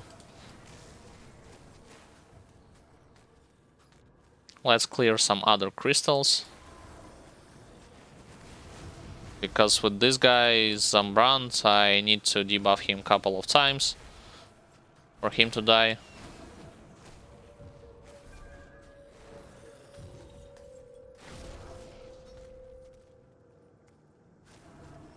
Alright.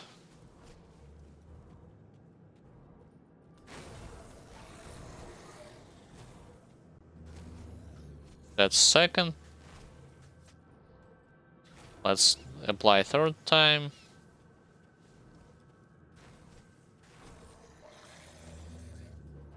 And fourth time. Fourth time should be enough. Yep. He didn't even drop anything. Fine. And Creek himself. I do not think that 3 minutes will be enough for Creek. Actually, let's see. 100,000 damage first phase. I do not think 3 minutes will be enough. And he hits a lot. Yeah, that's because I do not have components with my resistances.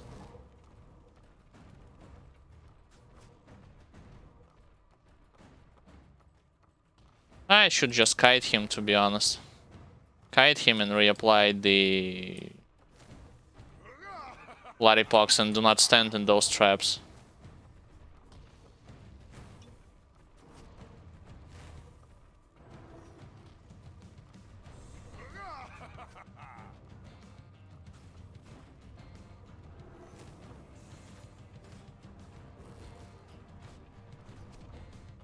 Yeah, I should have not hit by this. Come on. He charges. He uses this arc wave. Yeah, like 2 minutes on second phase probably will be enough, but I do not sure. Second phase.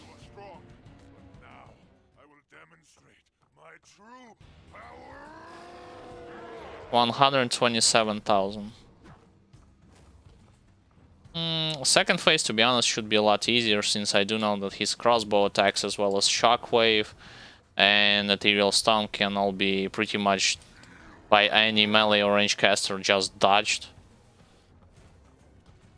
I mean, you do not have even to come closer to his melee range.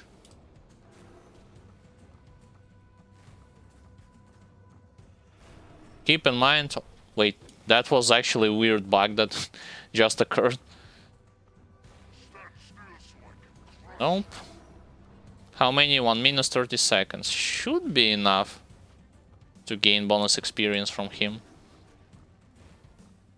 Keep in mind always 3 crossbow attacks, like I said in the guide tips and tricks video. And always run back from his material stump.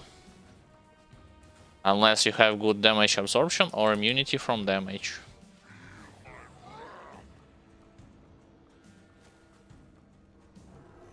$20,000. 1 minute should be enough. Alright, I got hit by one of his crossbow shot.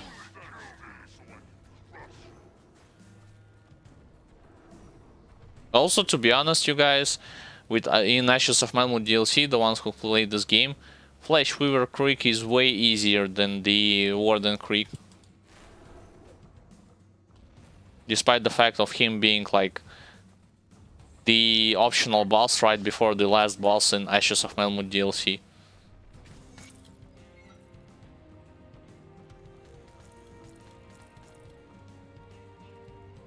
Fine. Dealt with him. Did I pick up his lore note? Yeah, I did. Damage to undead. Health, defensive ability, pierce. What's mine gives?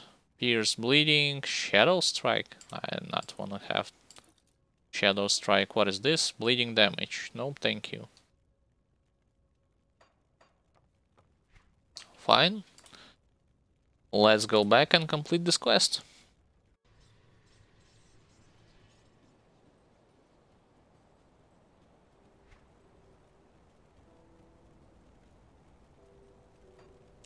Wait, I am running in the wrong direction. I need to go here. The Warden's defeat is a great victory for us. Yep, already respected. So you must be high. Before we do...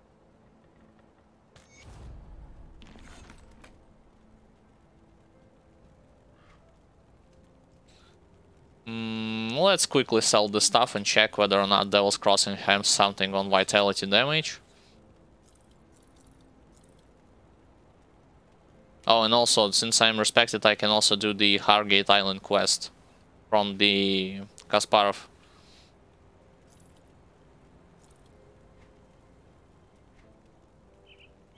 Or I believe it unlocks at honor status.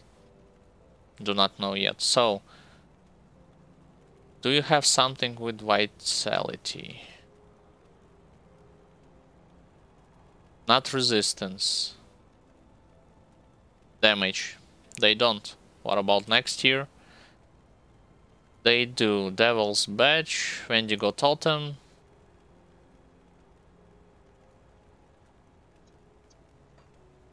So the first graph from them is practically useless for me.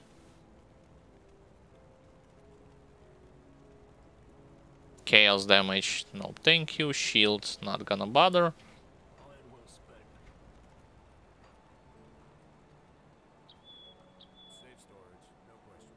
Oh, I'll save my scrap in my inventory just because I need to repair the bridge later on. And my potion just ran out.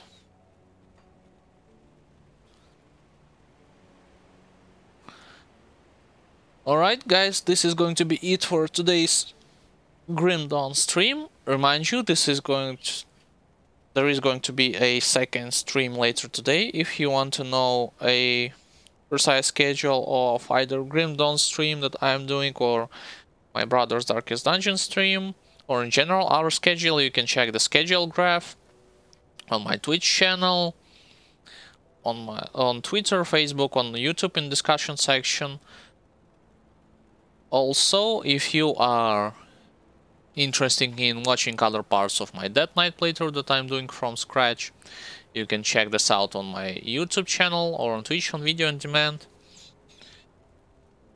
Same thing goes about the beginner guide towards softcore or hardcore players, in which I have discussed boss's deadliest attacks, resistances that you can neglect or vice versa have at certain stages of the game. It has been uploaded on my YouTube channel. You can check it out later at your own leisure. But nonetheless, I would like to thank everyone who has watched my stream